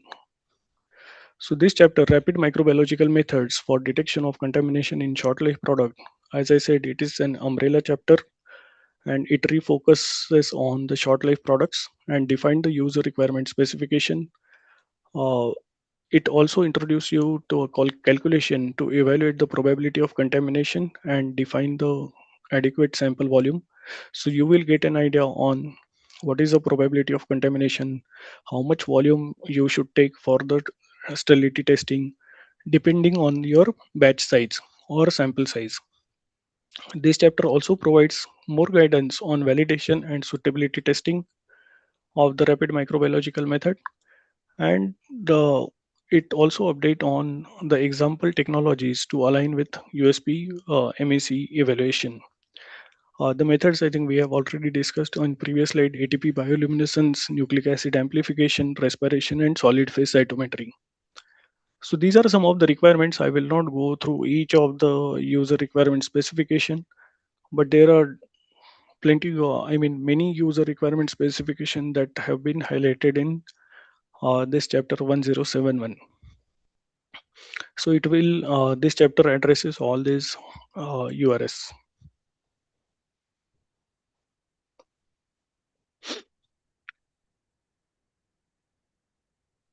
Now, if you are referring to the chapter 1071, then it tells you about primary validation, whether whose responsibility it is to validate a method, whether it's a vendor's responsibility or end user's responsibility. The end user's responsibility is to evaluate whether the validation criteria can be transposed and whether the system is appropriate for intended use. If the RMM is not described in USP General Method Chapter 1223, validation is required. So as we have seen already in General Notice 3.10, if the method is not described or associated with any of the general chapter or monograph, then the validation is required. And it's the user's responsibility to get it validated or get the validation data from the vendor and then do the bridging study in the laboratory or show the compatibility with the compendial method. So this table shows what we just talked about, whether the primary validation is required. If the RMM is not described in the USP method or a general chapter, primary validation is required. You have to show the equivalence and comparability to USP chapter 71, and you also need to demonstrate the method suitability. If the RMM is described in USP general chapter, then primary validation is required, but you do not have to show the equivalence, and method suitability is also required. So the primary validation should demonstrate that the RMM system is adequate in detecting the intended target, and it must characterize the principle of the detection. It may be carried out by the vendor of the technology or by the end user. And the method suitability, for method suitability, you can refer to chapter 1223 and also the guidance in 1071. And for release and sterility testing, regulators may request you some additional validation data, and you should therefore get the discussion initiated with the regulatory agency when you adopt these methods. So we got some questions on chapter 72 and 73. So this slide shows validation requirement, whether the user have to do validation for the method described in chapter 72, 73. So this chapter was officially in 2025, and though they are numbered as at the beginning, I told that some of the chapters which are below 1000, they are considered as compendial chapters, and in that case the validation is not required. However, in the case of chapter 72 and 73, even though they are numbered less than 1000, they are not yet applicable because they are not currently referenced in any monograph, general chapter, or general notice. And hence, at this time, both these chapters still require validation to demonstrate the comparability to 71. And if you are cross referencing 72 and 73 in other related USP chapter, so currently what MEC is doing is we are evaluating the data, and we are also developing some chapters as I have showed you in the previous slide. So these chapters might be referred in those chapters. However, we do not know when this chapter will be official. I mean, become a compendial chapter. So that timeline is not known. So coming to the end of my presentation, in summary, we have seen the rapid microbial methods. They have definitely the advantage over a traditional method of sterility testing, pyrogen testing, or mycoplasma testing. These methods enable the earlier detection of the microbial contamination, and that helps to improve the quality of the product. This also helps us to make the quick decisions and also deliver a quality product to patients. Now, this USP, as we have seen the framework and the approach that USP has adopted, it's a science and risk-based approach. So these USP chapters 1071, 72, 73, and others, they provide a risk-based guidance and validation protocols for implementing the rapid microbiology methods safely and effectively. The RMMs described in the USP chapters, they complement the existing sterility system by integrating within a quality risk management framework. So it is, if you are referring to any of these chapters, these chapters can be integrated in a QRM framework. And this also enables the industry and the patients, specifically the industry, for releasing the product quickly with a better contamination control, and that enhances the operation efficiency and also improves the patient access because the patient will get the products in a short time. So that's all from my side. I hope I have completed in a given time. Thank you so much.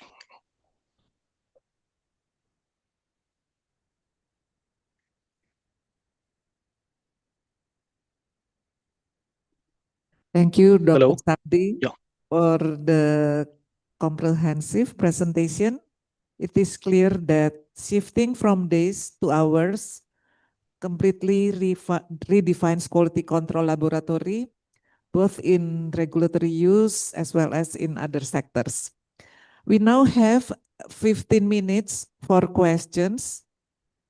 Uh, to start us off, do we have any questions here in the room?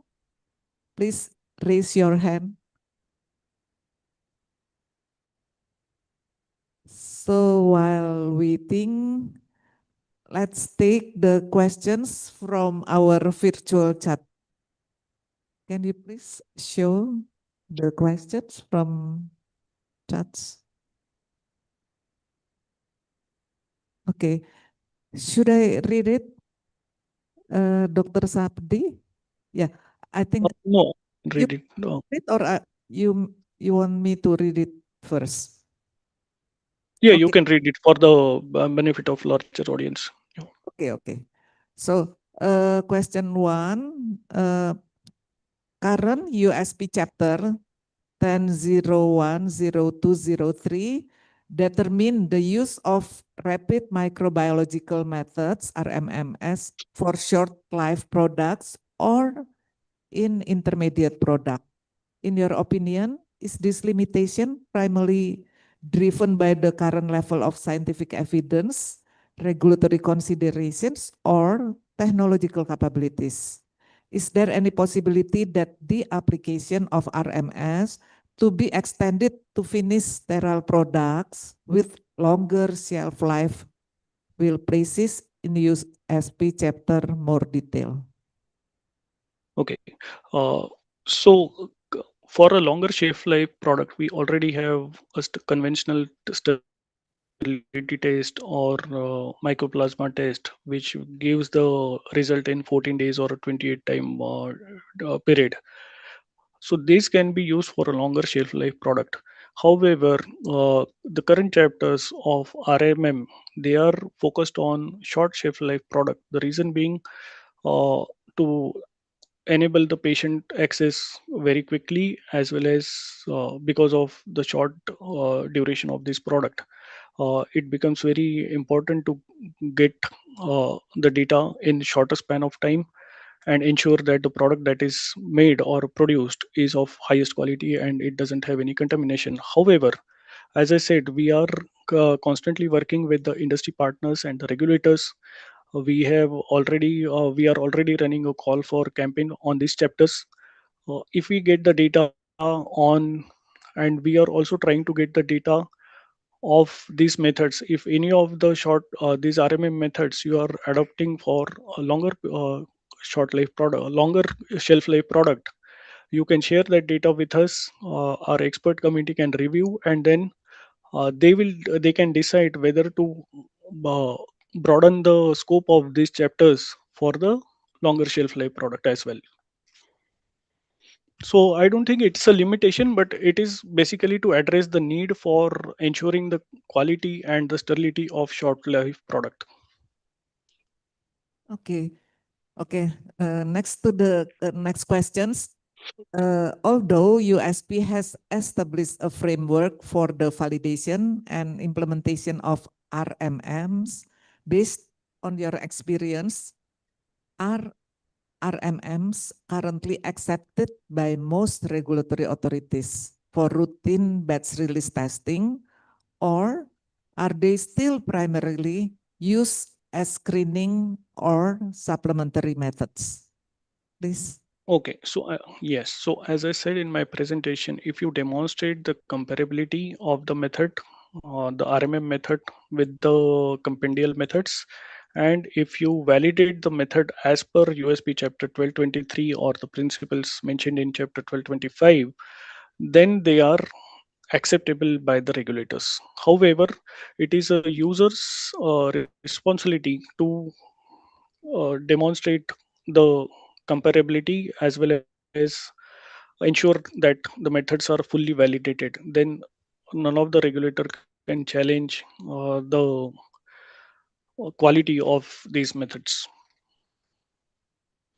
And I have also mentioned that currently they are not a compendial chapters. Hence, some regulators might not accept it completely, but if you demonstrate comparability and validation, then that should be fine.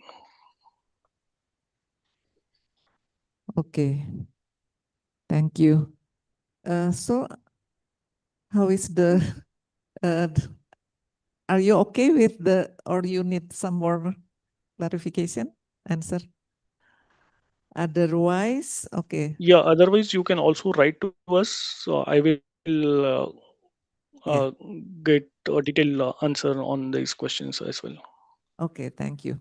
So I think we still have another question, please.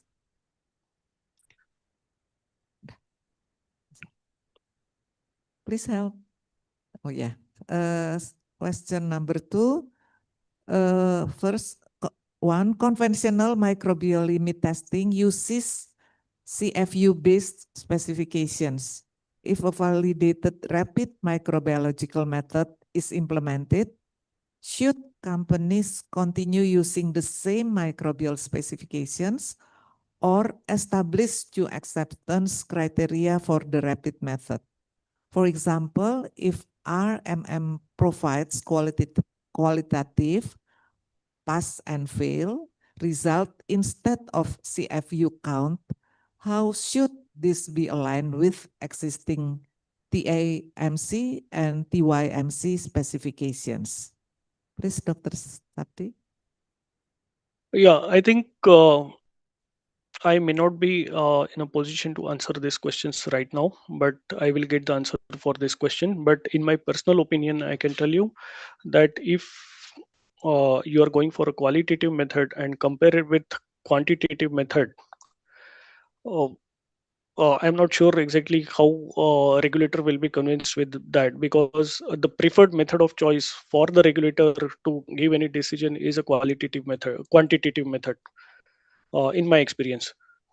Mm. So, and because you have a definite number of counts and you can demonstrate the results that okay, these many counts are present or colony forming units are present, then why anyone would use a qualitative method? But I can provide the answer to this question based on our expert committee's judgment. Yes, please. Probably later you can Yeah. share with us. Yeah, will Yes. be appreciated. Yeah, and number 2 from the same person, implementation of rapid microbiological methods may require discussion with local regulators. What Yes. would regulators typically expect when a company replaces conventional microbial limit testing with a validated RMM for routine release testing? Yeah. So the regulator would expect that the new method is fully validated as per the USP chapters or the recommendations, and uh, the comparability studies as well. So you have to bridge both the methods and show that the methods are comparable and can be adopted and replaced by a new method. So one is validation, another one is comparability. Yeah. So this is, thank you, Dr. Sapdi. This is the last question because time is Okay. running. So the question number 3, given the significant investment required to implement rapid microbiological methods, what are the most important scientific, technical, and regulatory considerations that laboratories should evaluate before adopting RMMs to ensure an effective and efficient implementation? So of course the cost is a major constraint in adopting these methods, because new technologies are being developed, and as the technologies are new, so they come with a rising cost as well. And uh, uh, talking about some scientific, technical, and regulatory considerations, I have already shown some of the user specification which you can refer for the for addressing these scientific, technical, and regulatory consideration. However, uh, the first one is the reproducibility, accuracy, and precision of the method. Whether the method is has these qualities and it is giving you the precise result over a period of time. The second one is, can you go and increase throughput you can test more number of sample in a shorter period time. Can you reduce the manual intervention? So that is on a technical part. So if the method can allow you to reduce the manual intervention and increase your throughput, then definitely it should be adopted. The third one, as I said, regulatory considerations are uh, that the method should be validated, verified, and comparable with the compendial methods. Mhm. Okay. I apologize. There is another Yeah. question that this is the last question. Uh, Hmm. from Directorate of Standard and our office. First, what Okay. validation evidence is required to demonstrate that RMMs are suitable alternatives to compendial methods, and what specific outcomes? For example, accuracy, precision, reproducibility, detection limits must be shown to ensure comparability without relying solely on side-by-side testing result. I think I need to draft the answer for this question.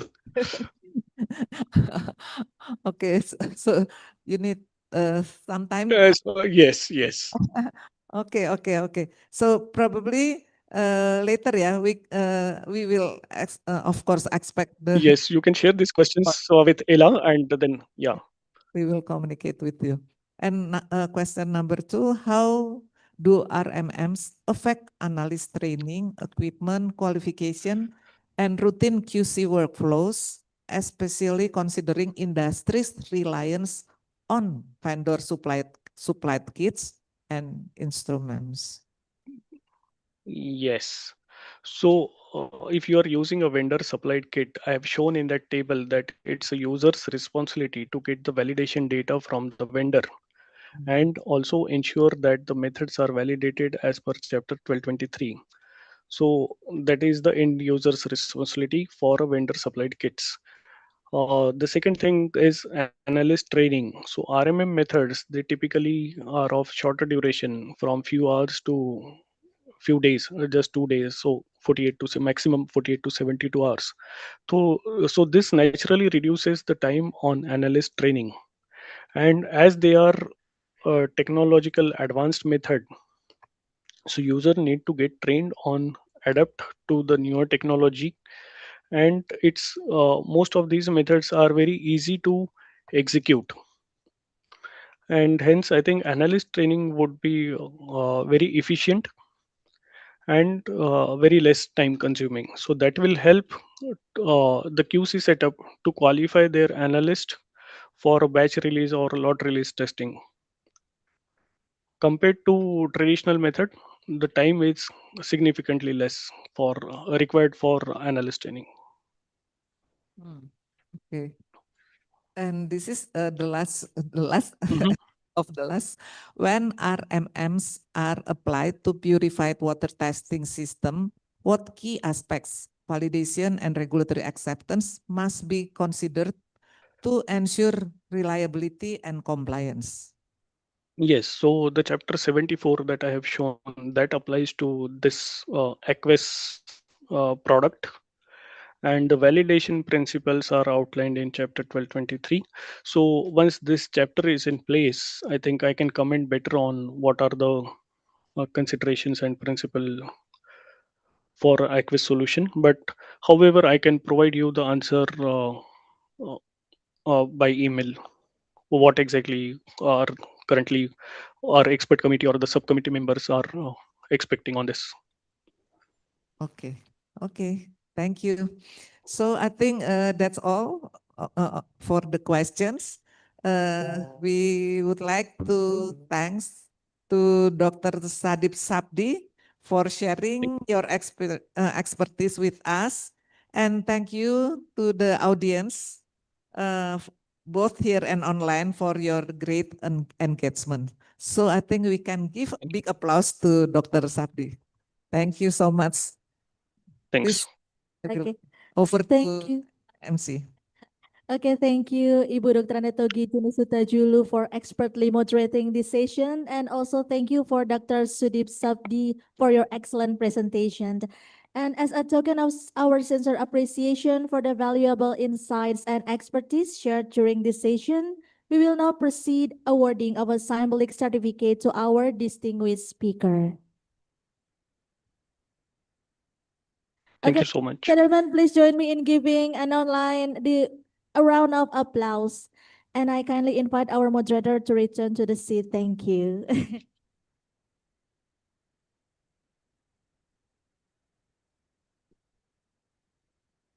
Okay, ladies and gentlemen, we will now adjourn for the lunch break. But before that, we have one exciting announcement. At the end of today's seminar, we will hold again a lucky door prize draw through a spinning wheel to select our lucky winners.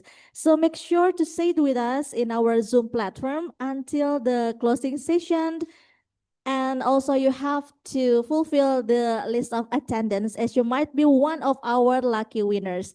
And enjoy your lunch and we look forward of welcoming you back for the afternoon session at 1 p.m. Thank you. This morning session I wrapped up. Wassalamualaikum warahmatullahi wabarakatuh.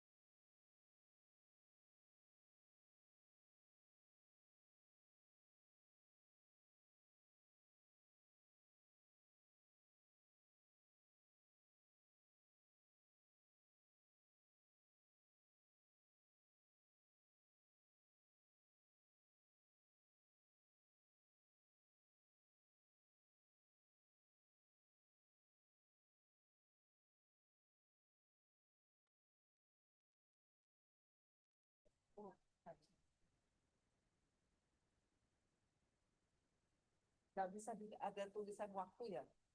Atau aku harus nyebut kamu waktunya hanya dikasih 40 menit gitu, jangan ya?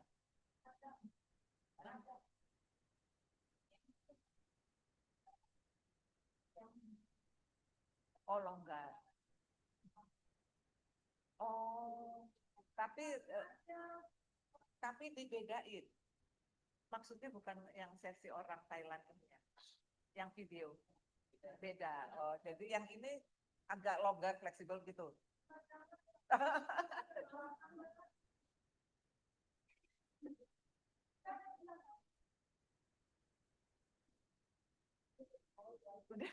Buru-buru. Oke.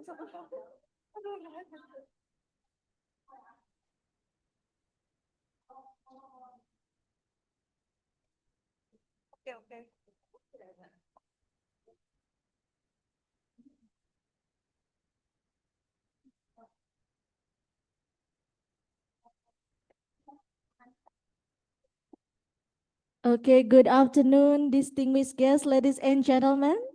We hope everyone had an enjoyable lunch break. And welcome back to our international seminar as we continue today's scientific program.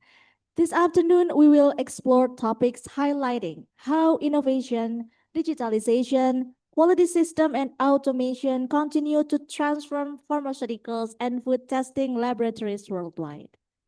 Ladies and gentlemen, we shall now proceed to session 3, entitled LIMS, or Laboratory Information Management System. As laboratories continue to embrace digital transformation, Laboratory Information Management System, or LIMS, have become essential tools for improving data integrity, operational efficiency, and regulatory compliance.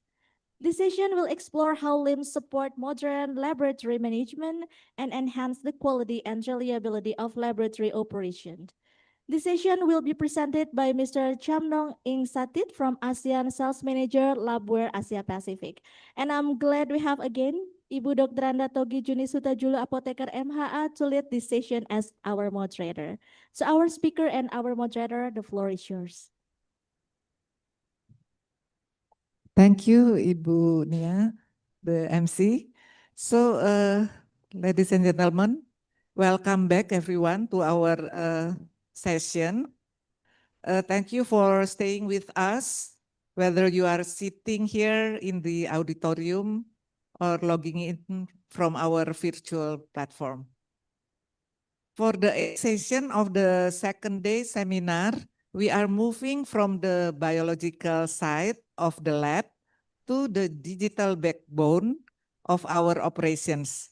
Laboratory Information Management Systems, or LIMS, have long been used to track samples and data.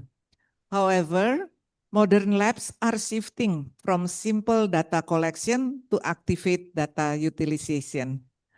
Our next presentation will explore how we can go a step further, transforming LIMS into a digital quality command center to drive real-time operational decisions. To guide us through this digital evolution, we are joined by our next expert speaker, Mr. Chamnong Ing Sangtit. Sorry if I pronounce wrongly. ASEAN Sales Manager, Labware Asia Pacific. Just as a reminder for our timeline, our speaker will present for 25 to 30 minutes, followed by 20 minutes of Q&A. Online attendees, please drop your questions into the chat box throughout the talk, and we will address them at the end. So please join me in welcoming Mr. Chamnong Ing Sangtit. The floor is yours. Thank you. Okay. Thank you. Okay, let me share my screen. Yeah, not yet. I think Okay, process.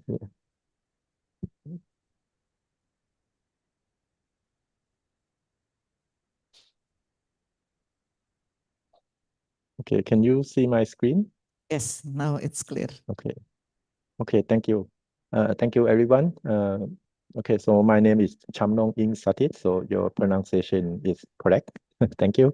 So my topic today is the lab digital transformation, how to transforming the LIMS system, which is lab information management system, into a digital quality command center. Okay, so let's start it.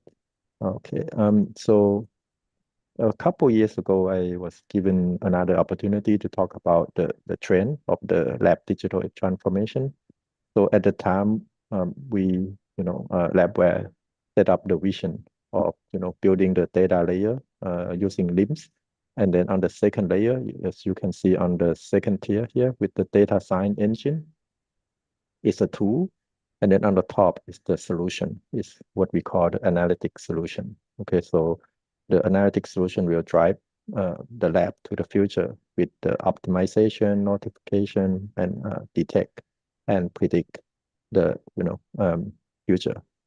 Okay, so our approach to the AI and machine learning development is to be problem driven and also emphasize the data mastery, focus on the user experience to make sure that it's easy to use and innovate the responsibility. Okay, and the responsibility, sorry, and foster the continuous learning and adaptation. Okay, so this is a continuous process, not just a one-time development. Okay.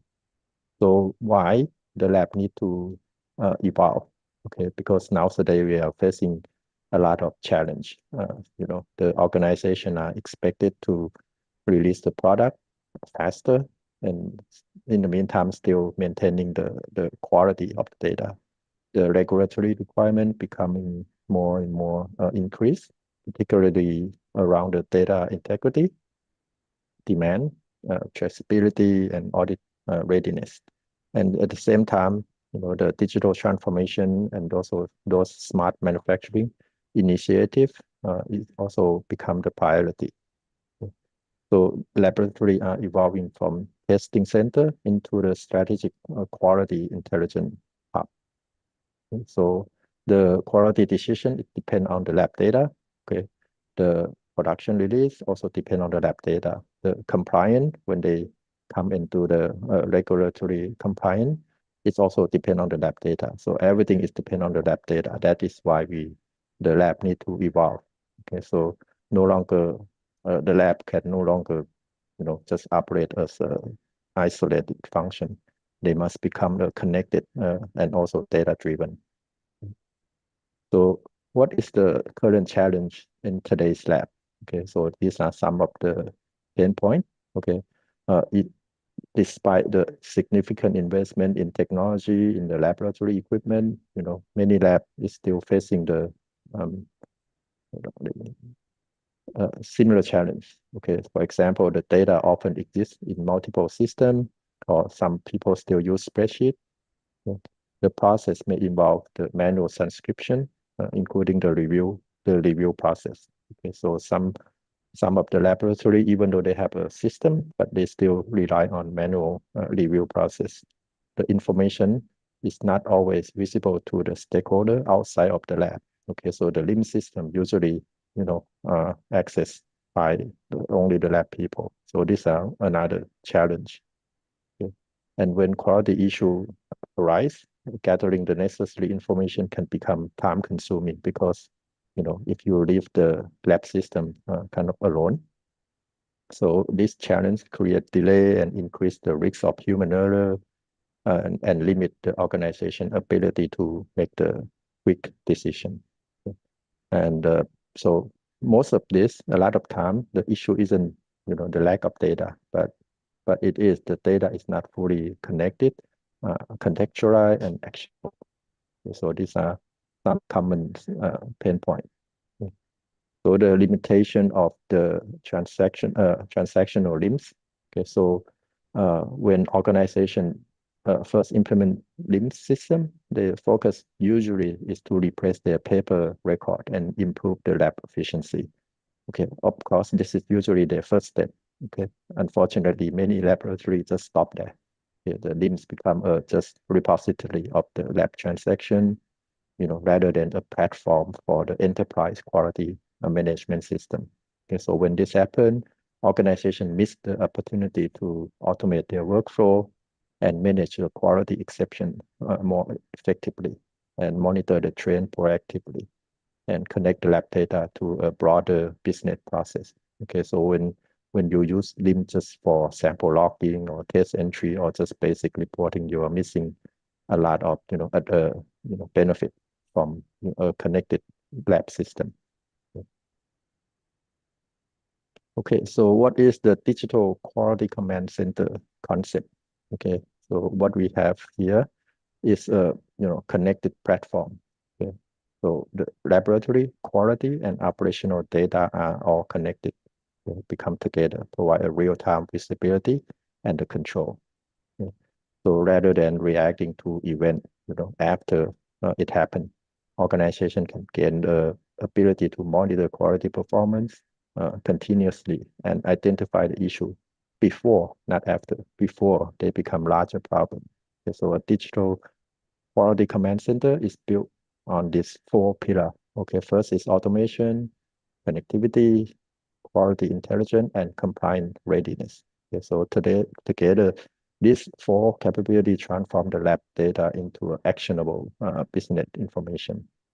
Okay, so this flow is the future state of lab workflow. So let's take a look. Okay, so from the left, okay, the transformation sample enter the system. Okay, as soon as the samples enter the system, the testing activity are assigned automatically. Okay, because all these are predefined in your master data. Okay, and when the tests have been complete, okay, the results are reviewed electronically. Okay, so no more printing out of paper and then review kind of manually. Okay, so the results are reviewed electronically, and any potential OOS or OOT out of spec, out of trend condition, which is all predefined, it can be detected immediately. Okay, based on the result and review process. And of course, the trending information is updated in real time. Okay, and also the quality decision are supported by complete and contextualized data instead of the disconnected activity, along the flow. Okay, we create this seamless digital workflow from sample receipt all the way to the final product release. Okay, so where are we today? Okay, so many organizations have embraced some degree of digitalization. Many instruments are now already, come with the technology that have built in the network port and is LIMS ready. The organization have more data than ever with multiple system integration, and the general guideline for digitalization are available, and it can be adjusted to organization readiness. Okay, so this is where we are today, and how are we going to take this to the next step? Okay, so let's take a look at this digital maturity curve. Okay, so the more digitally native your lab is, the more value that you can extract the data, and leading to the faster and more efficient operation. Okay, so from the left down here, the corner first. Okay, so you have capturing and recording all the lab data, okay, electronically into a single data platform like LIMS and ELN. Okay, so this is where you start, and then with this store and structure integrated data, okay, it's centrally stored to and enrich the fair data, allow the organization to trace to its origin. Okay. And moving up to analyzing, visualization of the data. Okay, open up your data to analysis and interpretation by a broader team. Okay, so not just the lab team. Okay, to derive the new insight. Okay, and then all the way to the top to have the data-driven decision. Okay, the digital twin of AI and ML, machine learning, enable the data-driven decision to maximize the full potential of your data. Okay, so when the data become a core product, establishing a mature data foundation enable the company to not just survive, but thrive at every stage of this curve. Okay. So we are transforming LIMS, beyond just transaction. As I mentioned earlier, that many organizations that first implement LIMS, they still keep LIM as just the transaction recording purpose. Okay, so step one, okay, as I mentioned in that the maturity curve is to capture and record the data in a digital format. Okay, so implementing the LIMS to standardize your master data workflow and instrument connectivity will just enabling your foundation, okay, of the digital lab. Then once it's implemented, one of the most impactful opportunity that LIMS bring is to automate the sample life cycle.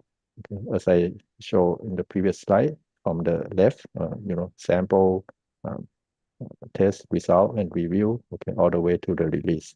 Okay, so every lab will manage a lot of activity associated with sample registration, testing, approval, okay, reporting, and archival of the data. So when these processes are automated, standardized, the laboratory can significantly reduce the manual kind of process and improve the efficiency and consistency. Okay. Next is about the instrument integration. It helps to eliminate the manual data entry, reducing the transcription error and improve the data integrity. The result is greater efficiency and better traceability. Okay, if you can see this, like for example, on the right-hand side, you have as a HPLC kind of test. Okay, so you can see the trend chart right away. Okay, all the statistical value show up immediately. Okay, and it's updated. Okay, step two is to using LIMS as an enterprise solution. Okay, so no longer just using LIMS as a standalone, just for the lab.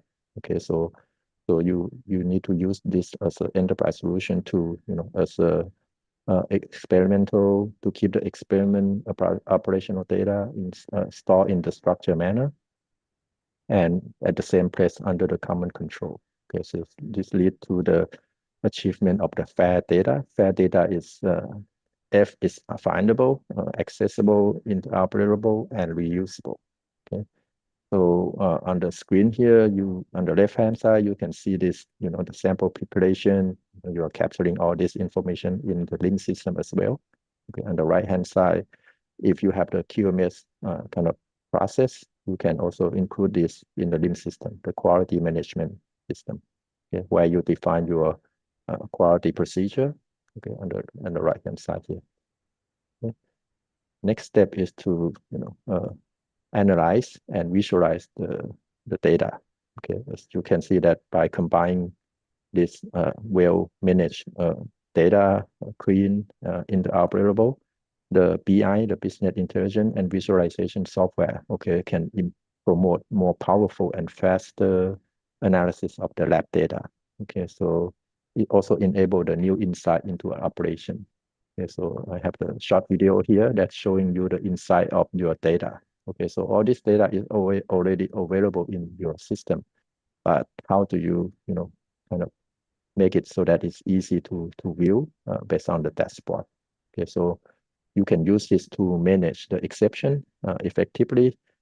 If there is something wrong, you can find it quickly. Okay, so it's very critical for maintaining the product quality. So traditionally, when we need to do the investigation, it may involve multiple system, email, spreadsheet, and manual tracking.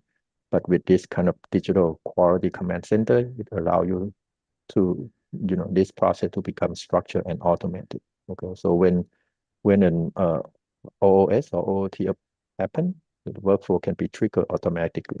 Notification can be sent to the stakeholder. The investigation can be tracked electronically, and supporting document remain linked throughout the process in the QMS system. Okay, this improve the response time, strengthen the compliance, and reduce the admin cost. Okay, on the laboratory and quality team. Step 4, the data-driven digital twin. So in here, so this is probably the greatest value coming from the turning the lab data into a quality intelligence. Okay. Historically, many organizations review trend periodically, for example, monthly, quarterly, or during audit.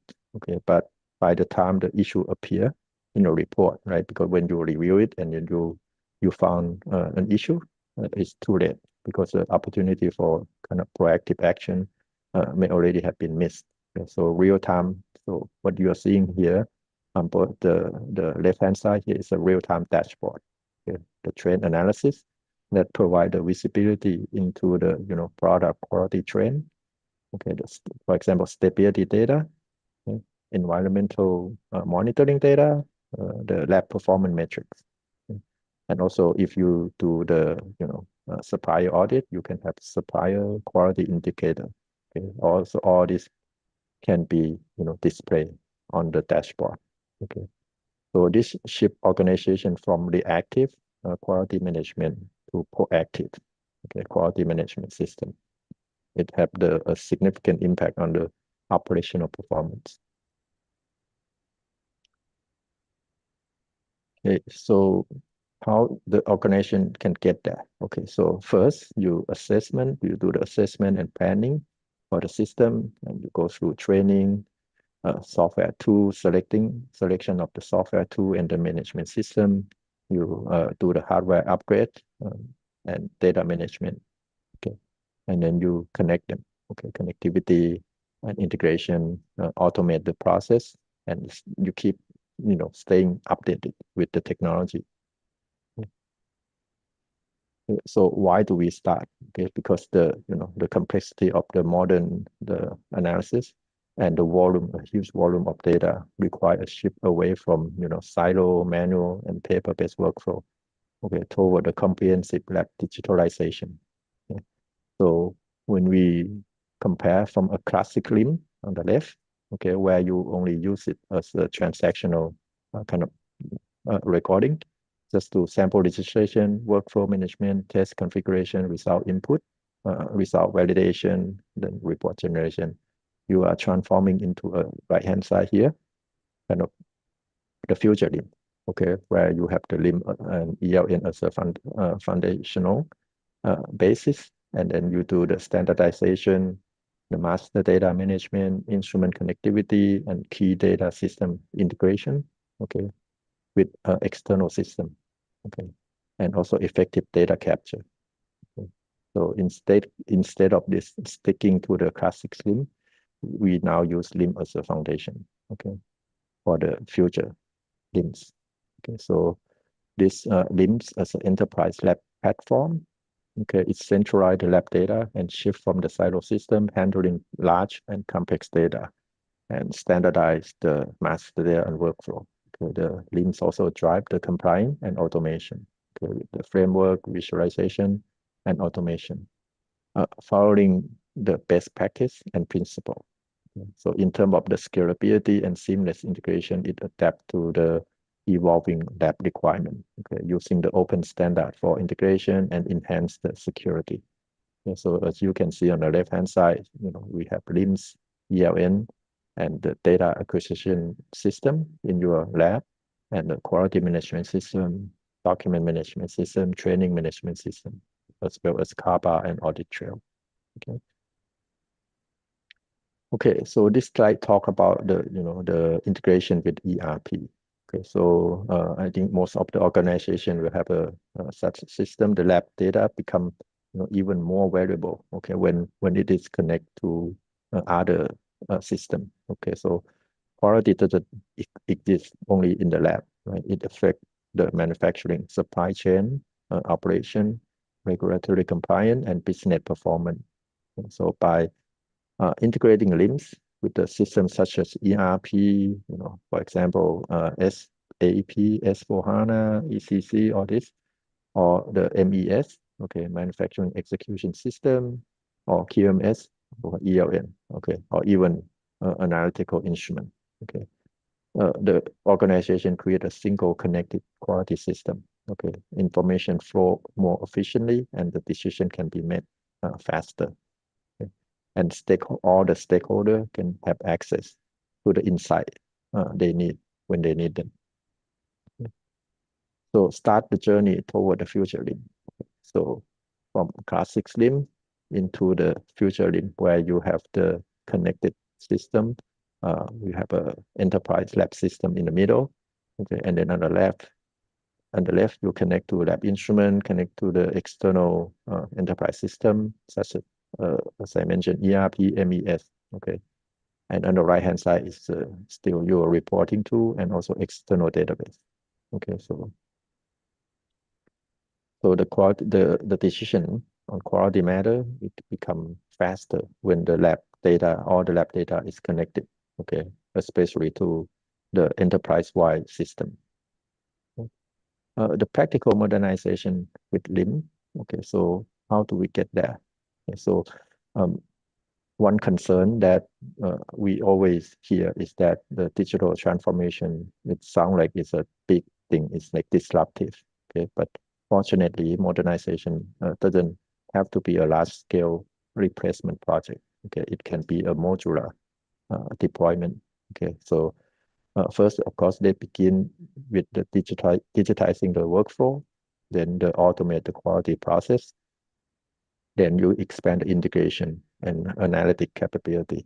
Okay, so over time, the lab evolved into a connected digital environment without disrupting the validated system or daily operation. Okay, so the transformation is a journey, not a single event that open everything at once happen.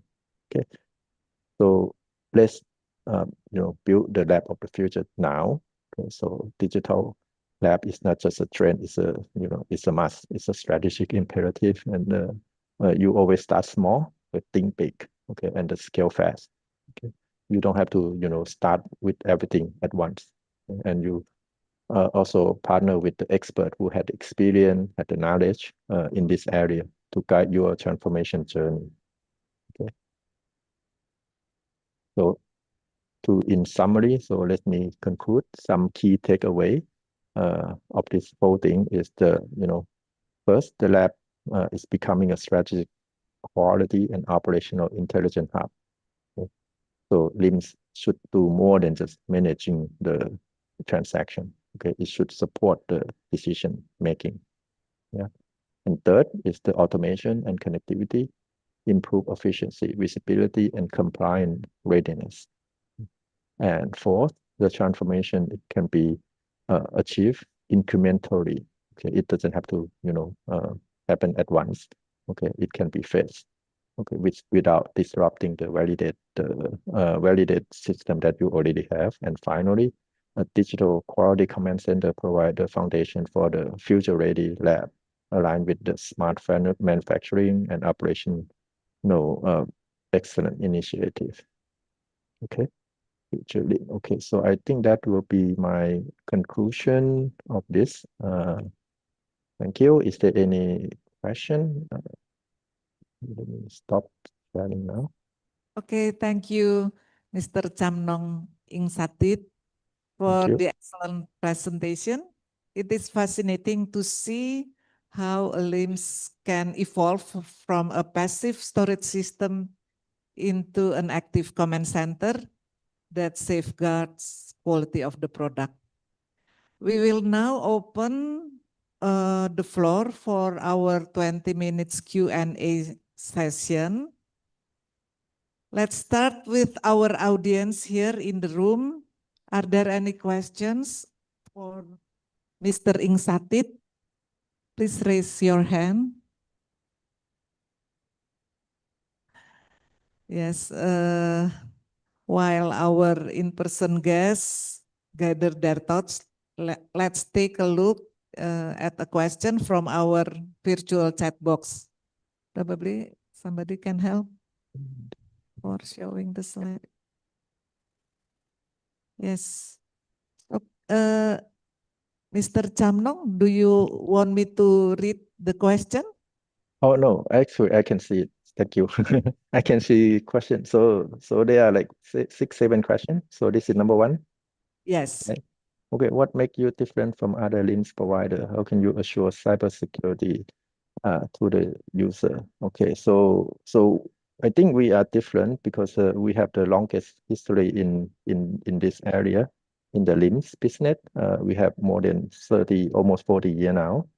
Okay, so we have always been, on this business since day one. We have never stepped out of the line to do other business. So we are a true, with true experience. We have, many, the most customer that can provide the success, like reference. Okay. And we assure in terms of cyber security, because I think this has becoming the most important factor now. So in the past, we have been improving our solution, like upgrading with the new functionality.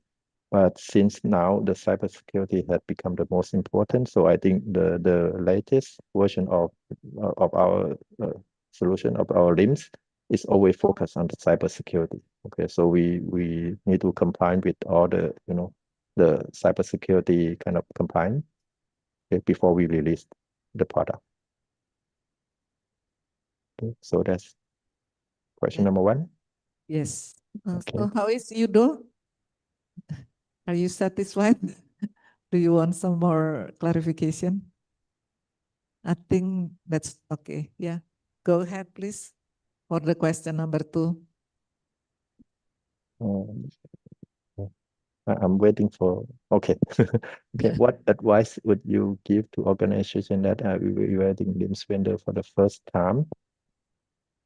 My advice, I think, because I've been in this business for, since 1998, so many years have passed. So yeah, organization, they are evaluating LIMS. I think still many companies still look at the cost in the first time. They compare the cost, which vendor provide the lowest cost usually can get the awarded. But sometimes I think my advice would be, not just look in the one-time cost. You should look at the long term as well, the future cost, because a lot of time, the vendor may not be there anymore, or sometimes they increase the future cost without, letting you know, and you have no choice to just, that you already implement the product, things like this. And also evaluating the vendor in terms of their success rate, how many projects they have succeed, how many projects they fail. Okay, talk to their reference, talk to the user who had actually used that system before. So that, I think that would be my advice. And probably the last one would be the local support capability. Okay, so I have seen that, some vendor, they do have a good product, but the lack of the local people, the local team to support your kind of, implementation, or even the day-to-day operation. So I think the local presence is also very important, okay, in this when you evaluating a vendor. Okay. Okay. So I have a question. So how about in Indonesia? Do you have also any customers here that already using this Lapware service, or providing yes? Oh yeah. In Indonesia, we have company like can I mention? Yeah, we do have many. What kind of company?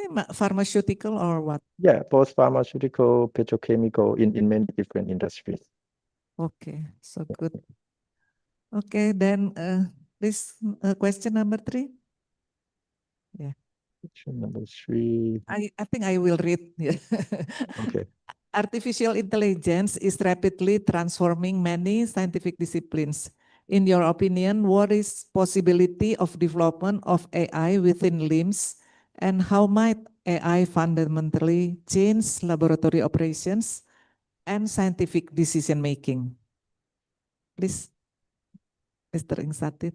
Okay.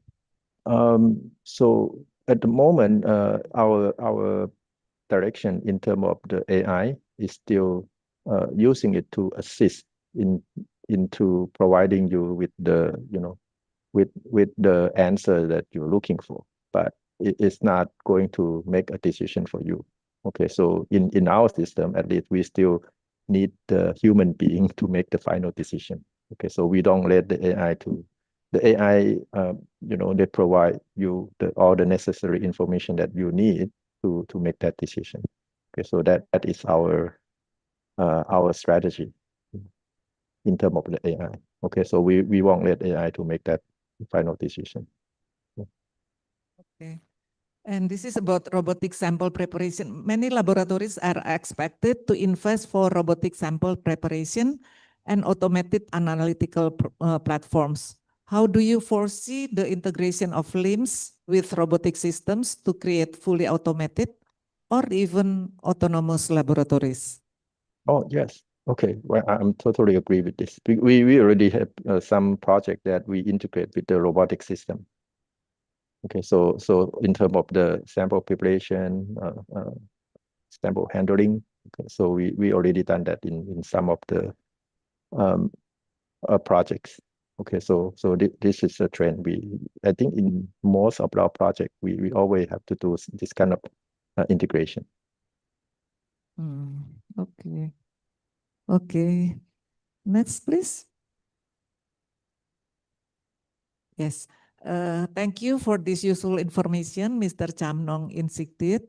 I really appreciate it with this lesson about lab digital transformation. So I just want you to share with us as the development country that our laboratory is also still in construction progress. How important is LIMS for new lab and what should we do to implement LIMS properly? Actually, the question coming from Armindo Fernandez from Timor-Leste, Esa. Yeah, please, Dr. Insatit. Okay.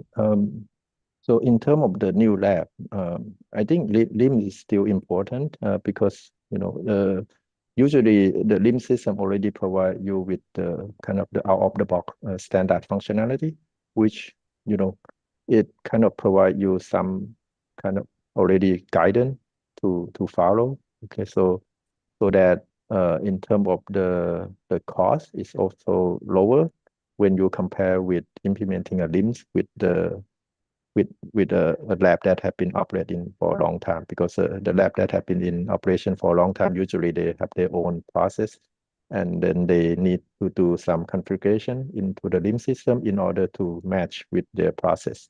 Okay, but for the new lab, you can just follow what the LIMS provide in terms of the standard functionality, which is the functionality is the procedure that have been validated by many projects.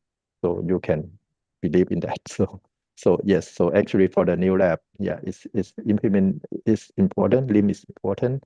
If you can, start, as I mentioned in the slide, that you can start with small. You don't have to kind of connect or integrate with everything at once. Okay, you can start with just the standard LIMS first, and then you familiar with the system. Maybe in the next phase you connect it to the instrument, and then the next phase you connect to another enterprise system.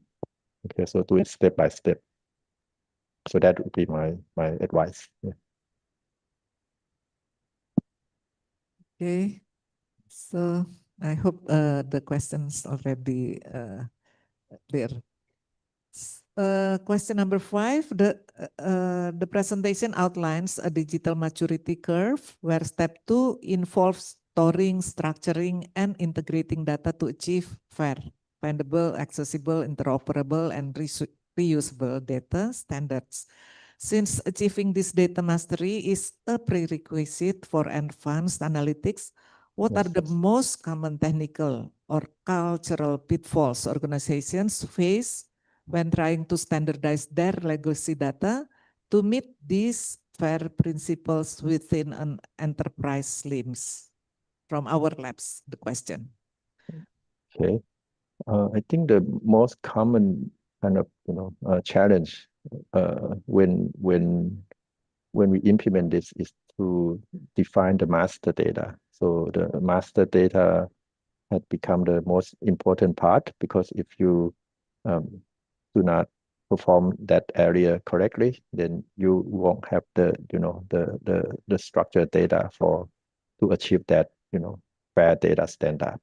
Okay, so in order to achieve that, I think if you work with the experienced kind of consultant, from the vendor, that would be really helpful because they have been implementing LIMS in many projects. They can share their experience in terms of how you should design your master data, okay, in order to meet this, to achieve the fair data standard. Okay, so talk to someone or work with someone who had experience in this area. Okay. And there is another question from Dr. Yes, is it? One more question? No, no. Oh, okay. That's all of the questions. I think if, oh, there is one more. Yeah, please show on screen.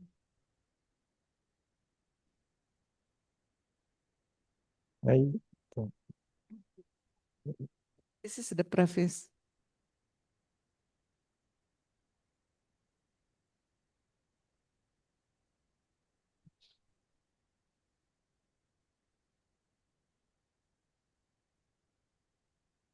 Oh, this is number 6.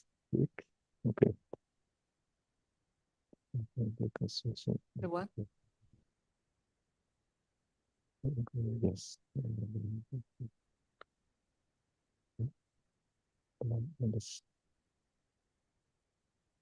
Ini udah. Ini udah. Should it be next slide? Number 6? Please, number 6. Yes.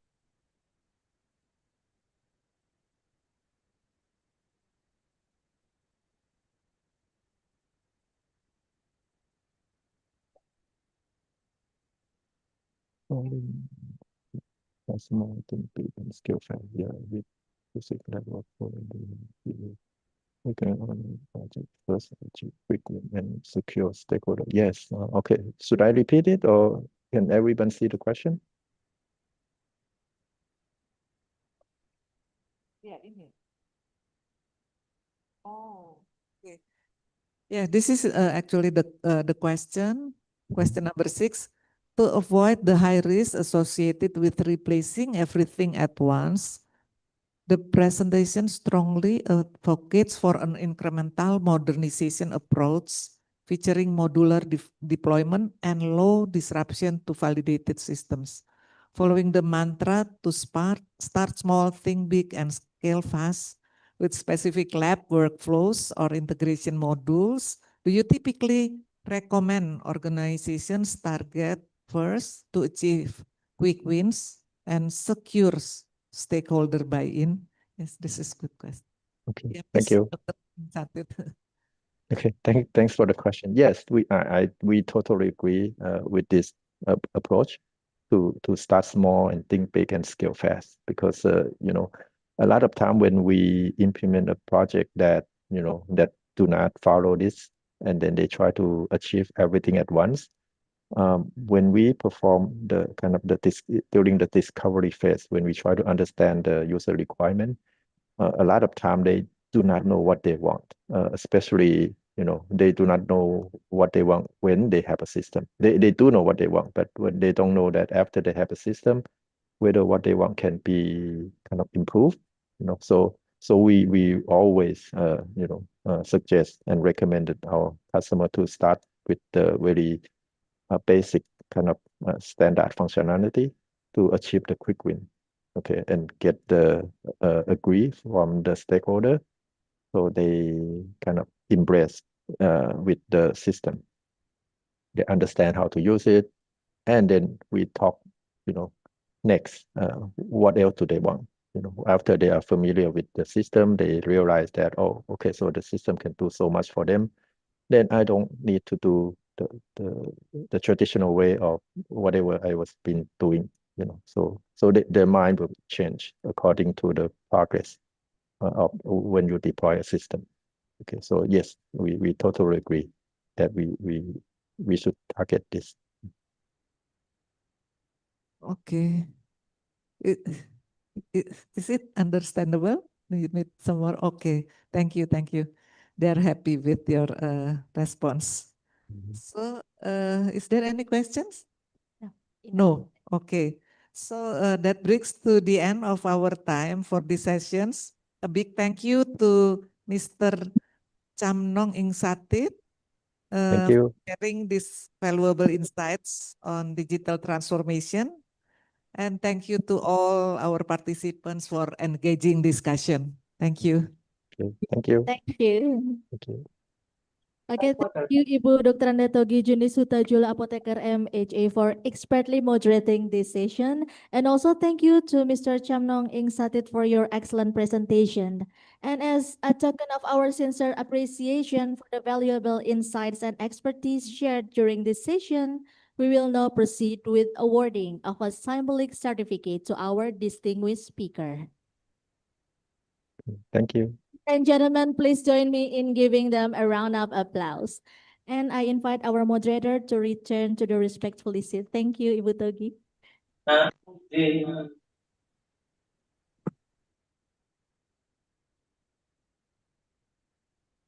Thank you, Mr. Chamnong. Thank you. Thank you, everyone. Okay, ladies and gentlemen, we shall now proceed to the session 4, entitled Quality Assurance and Global Standards.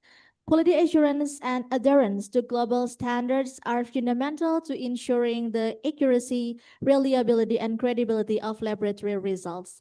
This session will explore best practices and international standards that strengthen laboratory quality system and support excellence in testing and regulatory compliance. This session will be presented by Dr. Sheikh Umar Kolibali from WHO APRO. And without further ado, I would like to invite our moderator, Ibu Dr. Anda Sutanti Siti Namtini Apoteker, PhD, to lead this session. To our speakers and moderator, the floor is yours.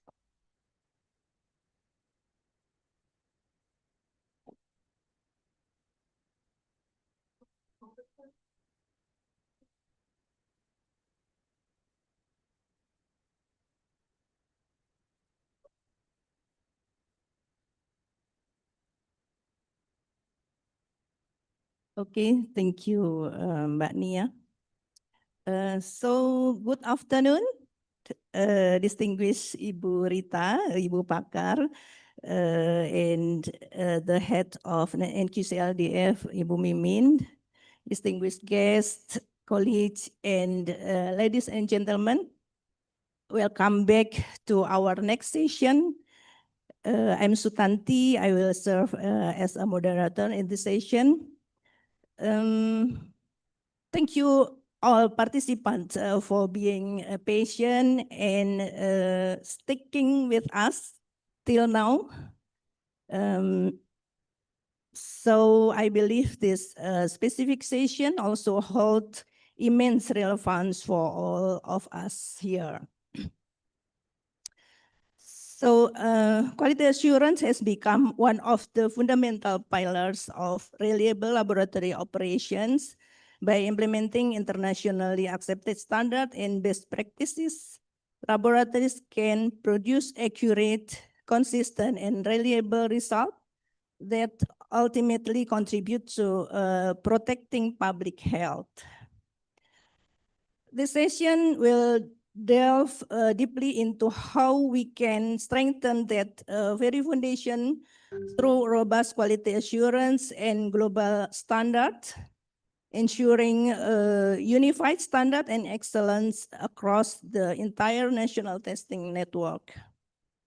We are especially honored to welcome our distinguished speaker from WHO Regional Office for Africa, or we call it WHO AFRO.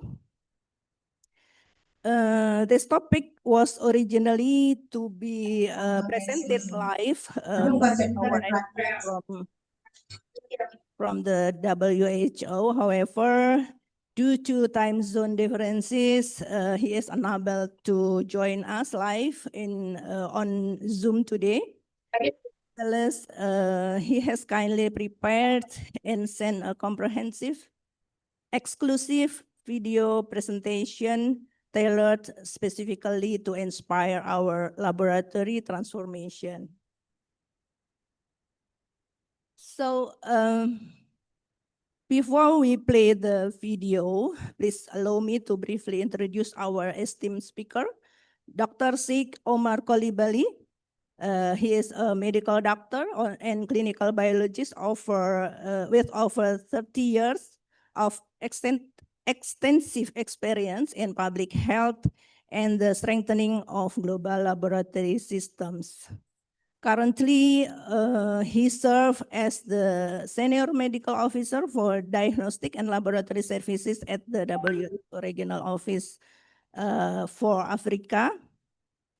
He has a distinguished academic background, including a medical doctor and a master's degree in tropical human biology from Cote d'Ivoire, as well as a PhD in health sciences from the University of Copenhagen, Denmark. He has been at the forefront of international laboratory accreditation programs like SLIPTA, and has played pivotal roles in global health emergencies. So without further ado, let us watch the presentation by Dr. Sheikh Omar Kolibali entitled Quality Assurance and Global Standards in Laboratory Systems, Building Sustainable, Trusted, and Resilient Laboratory System for the Future. So to the technical team, please play the video.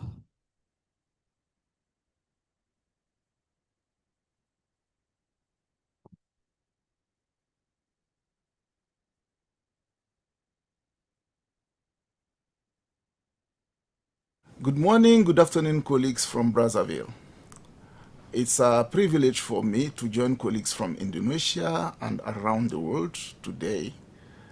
And I'd like to thank the organizers for inviting WHO Afro at this important meeting.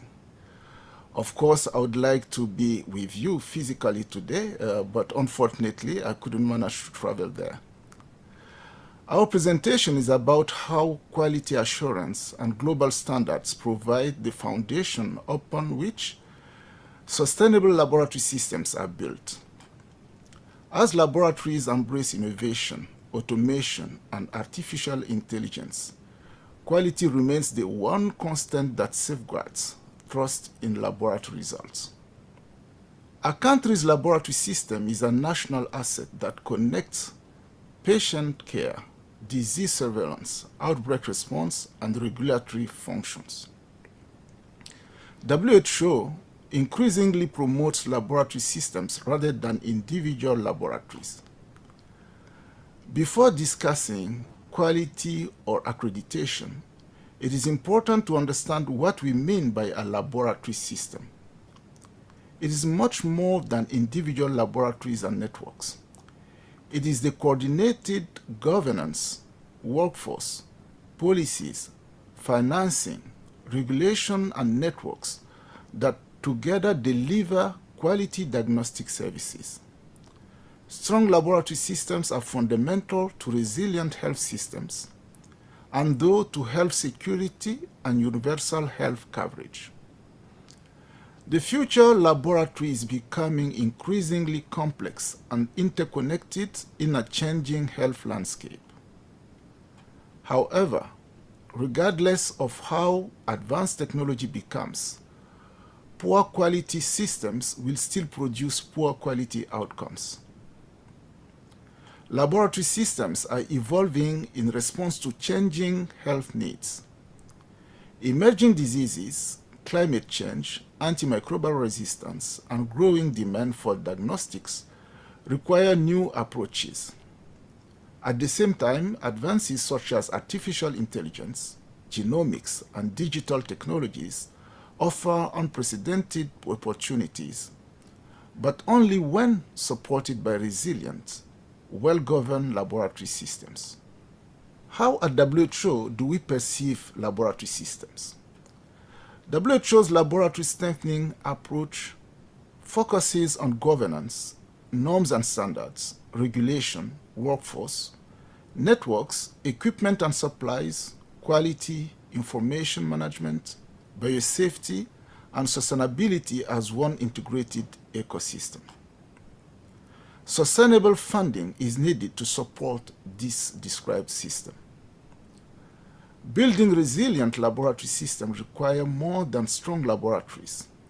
It depends on all the elements I just mentioned to working together. When these components are aligned, countries can deliver equitable, high-quality diagnostic services that improve health outcomes, strengthen health security, and support universal health coverage. Global laboratory standards allow mutual trust between laboratories, countries, and international networks. They are needed to regulate laboratory works and results. High-quality laboratory systems depend on internationally recognized standards that provide a common language for quality and competence. Standards such as ISO 15189 and ISO IEC 17025, WHO guidances, and CLSI promote consistency, reliability, and mutual trust, enabling laboratory results to be recognized and confidently used across countries and health systems. Quality management system. Quality does not happen by chance. It is built through a robust quality management system. In the WHO African region, the stepwise laboratory quality improvement process towards accreditation, also called SLIPTA, was established to provide countries with an adapted tool to implementing quality management system in a progressive way. It provides countries with a structured pathway to implement quality management systems, strengthen laboratory performance, and progressively prepare for international accreditation. Quality management system then transforms quality from an individual effort into an institutional culture. WHO is a specialized United Nations agency and a member state organization. It has clear missions that it implements around the world. And the same applies to laboratory and other diagnostic services. In Africa, WHO works through 47 ministries of health to strengthen laboratory systems. We provide technical leadership, standards, guidance, and capacity building, but does not own laboratories, deliver services, regulate laboratories, or replace national authorities. In the WHO African region, the laboratory systems have undergone rapid changes over the last 20 to 30 years. From the 2008 Maputo Declaration and the Regional Committee Resolution AFR RC 58 to the stepwise laboratory quality improvement process toward accreditation, the 2023 Regional Strategy and the introduction of laboratory system maturity model monitoring in 2025, Africa's laboratory journey has evolved significantly to improving laboratory quality and accreditations towards strengthening resilient laboratory systems that deliver quality, innovation, health security, and better health outcomes. This evolution reflects a broader shift in thinking. Laboratory accreditation, of course, is an important milestone, but systems excellence is the ultimate goal. Between 2009 and 2010, quality systems institutionalized through WHO LQMS implementation, EQA expansion, and strengthening of public health microbiology networks across Africa. Let's make clear that when we say Africa here, it means the WHO African region and not the continent itself, because some countries in the continent are not part of the WHO African region. And let's also make clear that the mentioned milestones are from WHO Afro. The microbiology EQA that has been running for more than 20 years now can be part of our efforts, as well as the tremendous technical assistance to countries and laboratory staff training. SLIPTA has been a major driver of Africa's accreditation progress. Through standardized information sharing, sensitization of countries, audits, mentorship, and capacity building, The program has supported 667 laboratories audit across 28 countries, developed 301 certified auditors, and established auditor capacity in 24 countries. These investments created the foundation for sustainable quality improvements and accreditation. To understand SLIPTA impact, after more than a decade of implementation, WHO Afro conducted its very first regional assessment in 2026, so this year, covering 371 laboratories, 42 member states, 7 country focus group discussion, and implementing partners. The findings show that SLIPTA has strengthened quality management systems, improved accreditation readiness, developed the laboratory workforce, and fostered a culture of continuous quality improvement. But we still face some obstacles. While stakeholders acknowledge SLIPTA's achievements, they also identified persistent barriers to further progress. Across countries, laboratories and partners, funding constraints emerged as the most frequently reported challenge, alongside workforce shortages, weak monitoring systems, and continued dependence on external support. Together, these strengthen the sustainability and scale of quality improvement efforts. Stakeholders across countries, laboratories, and implementing partners delivered a consistent message. The next phase of SLIPTA should focus on sustainable financing, strengthening auditor and mentor capacity, improving monitoring systems, and increasing national ownership.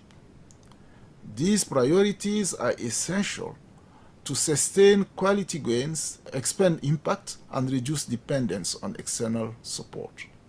SLIPTA accreditation remain essential foundations for quality.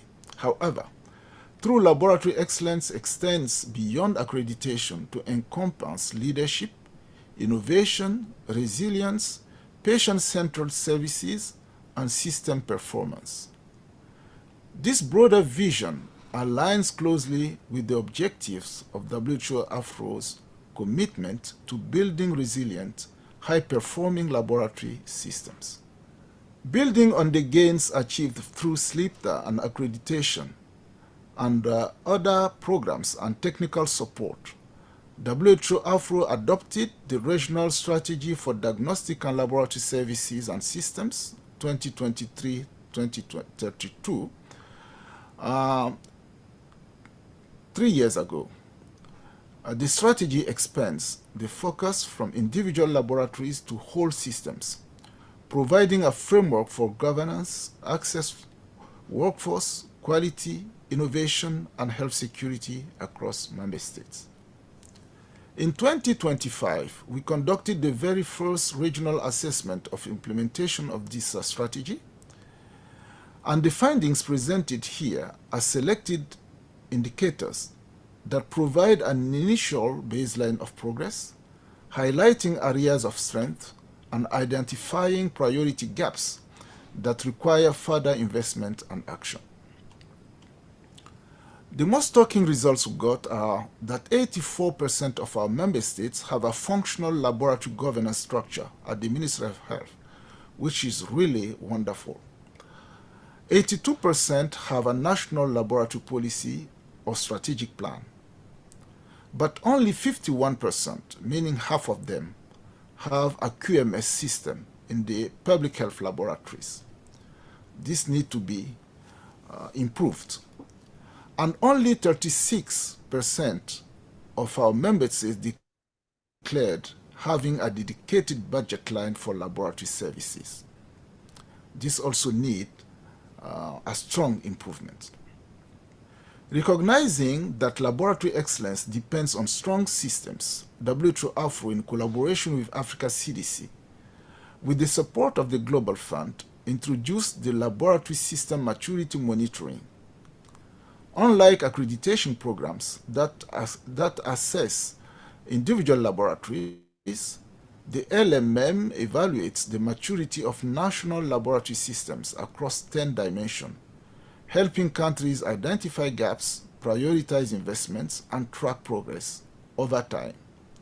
The 10 dimensions are the following: leadership and governance, organizational structure and management, legal and regulatory framework, laboratory network coverage and organization, infrastructure, equipment, supplies and biosafety, biosecurity, then workforce, information management systems, quality management systems, laboratory services, and finally, public health functions and research.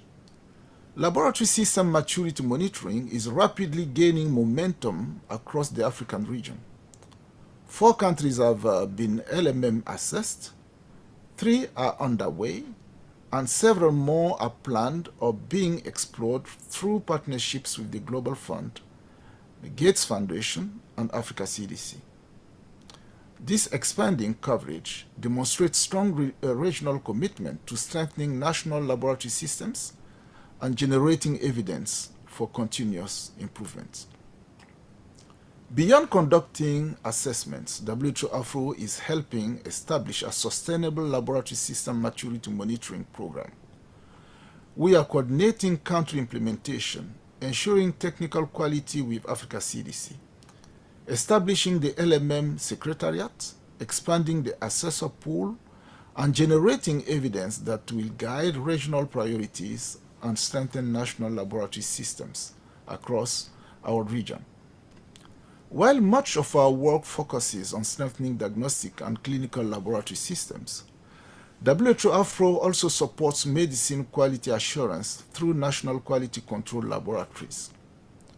Across our region, 10 WHO pre-qualified laboratories in 7 countries provide internationally recognized testing of medical products, strengthen regulatory oversight, market surveillance, and public confidence while contributing to health security, patient safety, and universal health coverage.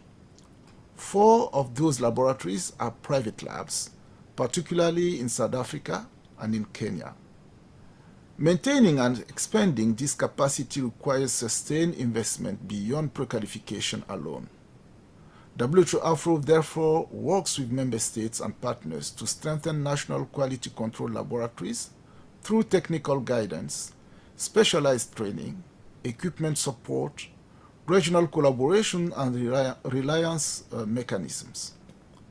Together, these efforts strengthen regulatory systems, enhance market surveillance, and improve access to safe, effective, and quality-assured medical products. In conclusion, I would say that the laboratory of the future is not defined by its equipment, automation, or artificial intelligence. It is defined by the trust placed in its results. Quality assurance and global standards are the mechanism through which that trust is earned, sustained and shared across countries, networks, and generations. We will not be able to avoid building robust laboratory systems, even in a future characterized by a great deal of innovation. I would like to stop here and to thank you very much for your attention. Okay, the presentation from Dr. Kolibali was outstanding and insightful, wasn't it? Even though it was a recorded session, the strategic insight he shared provide a powerful benchmark for our own journey here in Indonesia. So please give big applause for Dr. Kolibali, please. So since our speaker is unable to join us live for this session, we will not be holding a question and answer session. Nevertheless, I believe the recorded presentation has clearly explained the key concept and provided valuable insight into the implementation of quality assurance in laboratories. As we look at the future of our laboratory ecosystem, allow me to resume from Dr. Kolibali's presentation. At least there are three keys takeaways. Yeah, three key takeaways we can directly implement to benefit our laboratory network. First, elevating our quality culture as regulatory backbone. Dr. Kolibali reminded us that a laboratory is an interconnected ecosystem of governance, policy, and human resources. Second, harmonization with global standards, as the speaker emphasized, adhering to international standards like ISO 17025, such as that standard is our universal language. Maintaining and expanding this global credential across all regional or international labs is non-negotiable to ensure our testing results are globally recognized, trusted, and also legally resilient. The third, embracing digital transformation and innovation. Facing future challenges like emerging risks and complex supply chains means lab must actively integrate advanced technologies such as data analytics, automation, and advanced diagnostics while keeping strict quality control at the center of innovation. So, ladies and gentlemen, to close this session, let us remember his powerful message. The laboratory of the future is not defined by its sophisticated machinery, but by the ultimate trust the community places in its result. Through rigorous quality assurance, laboratory will continue to safeguard the trust for the public. So finally, we would like to express our sincere appreciation to our speaker for sharing this informative presentation, and thank you for your kind attention and participation. So I will now turn it back to our MC. Okay, thank you. Thank you to Dr. Sheikh Umar Kolibali for your excellent presentation. And of course, thank you for Ibu Dr. Anda Sutanti Sitinamtini Apoteker PhD for expertly moderating this session. We kindly invite you to remain on the stage as we proceed with the next presentation.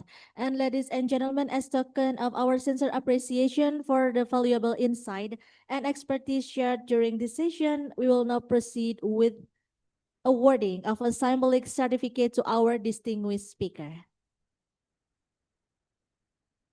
Ladies and gentlemen, please join me in giving a round of applause. Okay, ladies and gentlemen, we have now arrived at the final session of this international seminar, and our closing scientific presentation highlights how robotics and automation are transforming the future of the pharmaceutical and food testing laboratories. We shall now proceed to session 5 entitled Application of Robotic System, particularly for drug and food testing laboratories. Automation and robotics are transforming laboratory operation by enhancing precision, efficiency, and consistency. This session will explore the application of robotic system in drug and food testing, highlighting their role in improving analytical workflows, increasing productivity, and supporting high-quality laboratory performing. And this session will be presented by Mr. Nicholas Vampokas as a lab automation and liquid handling specialist. For the speaker and the moderator, the floor is yours. Thank you, Mbak Nia. So, good morning, good afternoon. Welcome again to this session of our international seminar. Distinguished guests, colleagues, and ladies and gentlemen, I'm Sutanti. I will serve as moderator again in this session. So maybe first a quick sound check. Nicholas, can you please confirm if my voice is audible and clear? Absolutely, absolutely. Hello, everyone. Okay, great. So we are delighted to have all of you still joining us this afternoon session. This session is the last but not the least, I believe that you will get insight into how technology are transforming laboratory operation by improving efficiency, accuracy, productivity, and data integrity in pharmaceutical and food testing laboratories. In the world of regulatory testing, we often say that the quality of our result is only as good as our data. However, the reality inside many laboratories today tells a different story. We are frequently hampered by what we call the manual bottleneck, a reliance of human interpretation of SOP, manual pipetting, and also disconnected devices. Today, we explore how to move from the uncertainty toward automated confidence. This is a critical topic for us as we strive to harmonize throughout with uncompromising compliance. To guide us through this transition, we are joined by an expert who understands the intersection of commercial efficiency and laboratory science.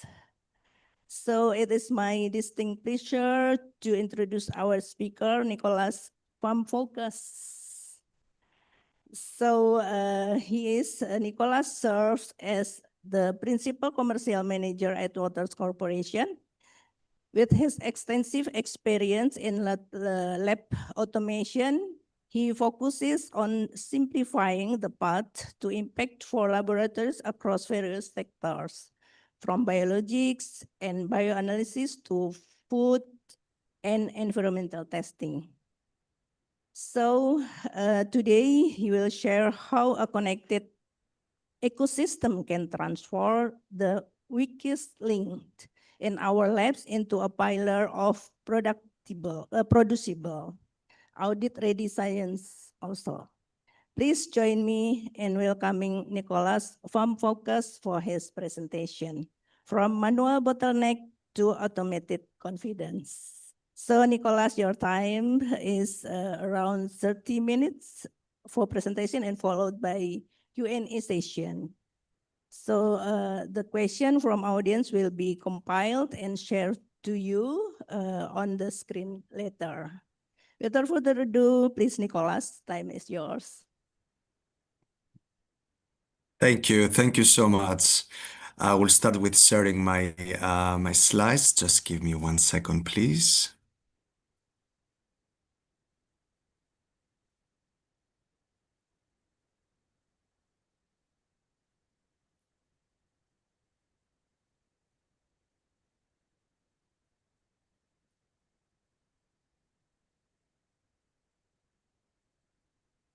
Please let me know when you can see my screen.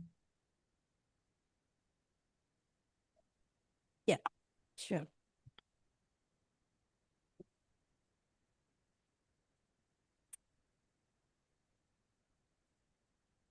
Okay. Do you see my screen?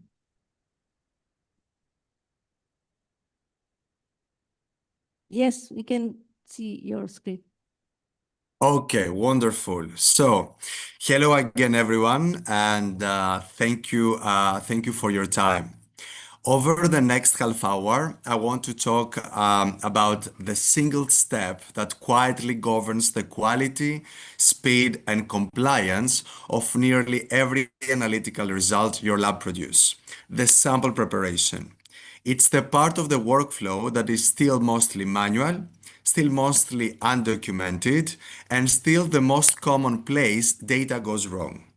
I will show you how Waters Lab Automation turns that bottleneck into a source of confidence across biologics characterization, regulated bioanalysis, QC release, discovery, and environmental testing using one connected platform. Here is how I've built this presentation. Rather than walk you through a product catalog, I will tell you a workflow story in 3 moves. From problem to relief, The first move defines a problem that is remarkably consistent no matter what your lab does. The objective, how it's done today, and where it breaks, and what the costs are. Then it comes the heart of it. 5 different workflow families from biologics to environmental testing, each solved with the same 4-step pattern. So you can see the consistency of the approach. Finally, the last move is the business outcome and the before and after. Throughout this presentation, I would like you to hold one question in mind. What is manual sample preparation really costing you? Let's define the goal because it's the same whether you run a discovery lab or a GMP QC lab. You are trying to generate trustworthy data the first time, every time. That means a sample preparation reproducible enough that the variability in the results comes from the sample and not the analyst. It means scaling throughput as your pipeline grows without simply adding people and adding error. It means being audit ready by design, not scrambling to reconstruct what happened. And underneath all of it, it means freeing expensive, skilled scientists from hours of repetitive pipetting so that they can do the work you actually hired them for. Now, hold that picture and let's look at how it's done today. Here's the reality in most labs today. A scientist reads a method of a paper or a PDF, then executes it by hand, drawing volumes, building dilution series, watching timers, often hundreds of pipetting actions per run. The dilution factors and incubation times live in someone's head or a lab notebook, and the non-pipetting steps like heating, shaking, solid phase extraction, etc. occurs on separate devices that don't communicate with each other or with the record. And at the end, someone hand types the sample list into the LCMS analysis software or the LIMS. It works because people are good at it. But the quality of the output depends on who runs it and on what kind of day they were having. That dependency is where the trouble starts. So, where does it actually break? In 6 places consistently. First, variability. Every analyst pipettes a little differently, and serial dilutions compound those differences. Second, and this matters most for anyone running LCMS, manual solid phase extractions and manual dilutions are the weakest link in LCMS data quality. Inconsistent solvent volumes and vacuum pressures directly degrade the results. Third, transcription. A mistyped sample list silently attaches the wrong result to the wrong vial. Fourth, there are no native audit trail, so compliance becomes a form of archaeology. And fifth, the method is tribal knowledge. When your expert leaves, the know-how lives with them. And sixth, the human cost, repetitive strain injury from high volume pipetting. Any of these is a problem. Together, it's expensive. Now, let's put numbers on it because this is the slide your finance and quality leaders care about. Industry data shows scientists spend more than 2 hours a day pipetting. That's skilled, expensive time on routine work. They make up to 1,000 repetitive movements a day, which is a genuine injury and retention risk. When prep variability causes a failed run or an out of specification result, you pay for it twice. The reprep, the rejection, the investigation, and the delay on the batch or the study. In audits, a striking share of data integrity findings straight back to the undocumented manual steps. And strategically, your capacity is cut by headcount and not by science. The important insight is it's one root cause, manual, undocumented, disconnected prep. And it shows up in every single workflow, which means one solution can address them all. The solution is called One Lab Ecosystem. Is one place you design a protocol, execute it, and get a traceable report. The key idea, the thing nobody else does this way, is one protocol, three execution modes, with no rewriting. The exact same protocol can be run manually with on-screen guidance, semi-automated with our Pipette Plus device, or fully hands-free on Andrew Plus robot. So you can start manual and scale to walk-away automation without revalidating a new method. Connected devices handle the heating, shaking, and extraction steps, all controlled by one lab, and integrations to Waters Connect, Empower, MassLinks, and your limbs close the loop. Now, let's see each piece in more detail. Starting with Andrew Plus, our liquid handling robot is at the heart of the ecosystem. It pipettes electronically and with high precision from 0.2 microliters to 10 ml using Waters conventional electronic pipettes on a domino deck that supports up to 11 positions and is compatible with more than 600 labware definitions. It works hand in hand with the rest of the connected device ecosystem, and it integrates with additional devices such as automation portal and plate sealer for a true walk-away experience. If you're not quite ready for a full automation, Pipette Plus brings the same intelligence to the bench. On-screen prompts in one lab guide every step, volumes, mixing, and tip ejections are set automatically, and hands-on time drops up to 60%, with every action captured as an electronic record. It also improves ergonomics by reducing repetitive pipetting and automations and operator strain. But the most important point is this. The protocol you run today with Pipette Plus is the exact same protocol that you can later run fully walk away on Andrew Plus. You don't start over, you don't rewrite, you just scale. Around the Andrew Plus core sits a family of connected devices, each handling a single sample prep step, so the entire workflow runs hands-free. The Andrew Plus pod gives the system a dedicated enclosure that can be configured as a HEPA laminar airflow to protect the sample or ABEC recirculatory filtration to protect the user when you're handling volatile or hazardous reagents. Heater Shaker Plus heats and orbitally mixes for incubation and resuspension. Extraction Plus runs negative pressure solid phase extraction for automated programmable cleanup.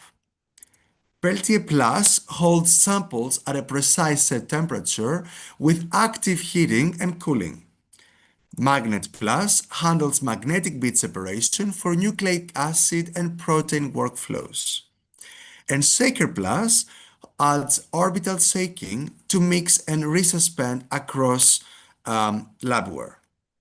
You only add the modules your workflow needs, and one lab orchestrates them based on your protocol, keeping the full sample prep hands-free from first aspiration to final step. The result? You scale with sample, not headcount.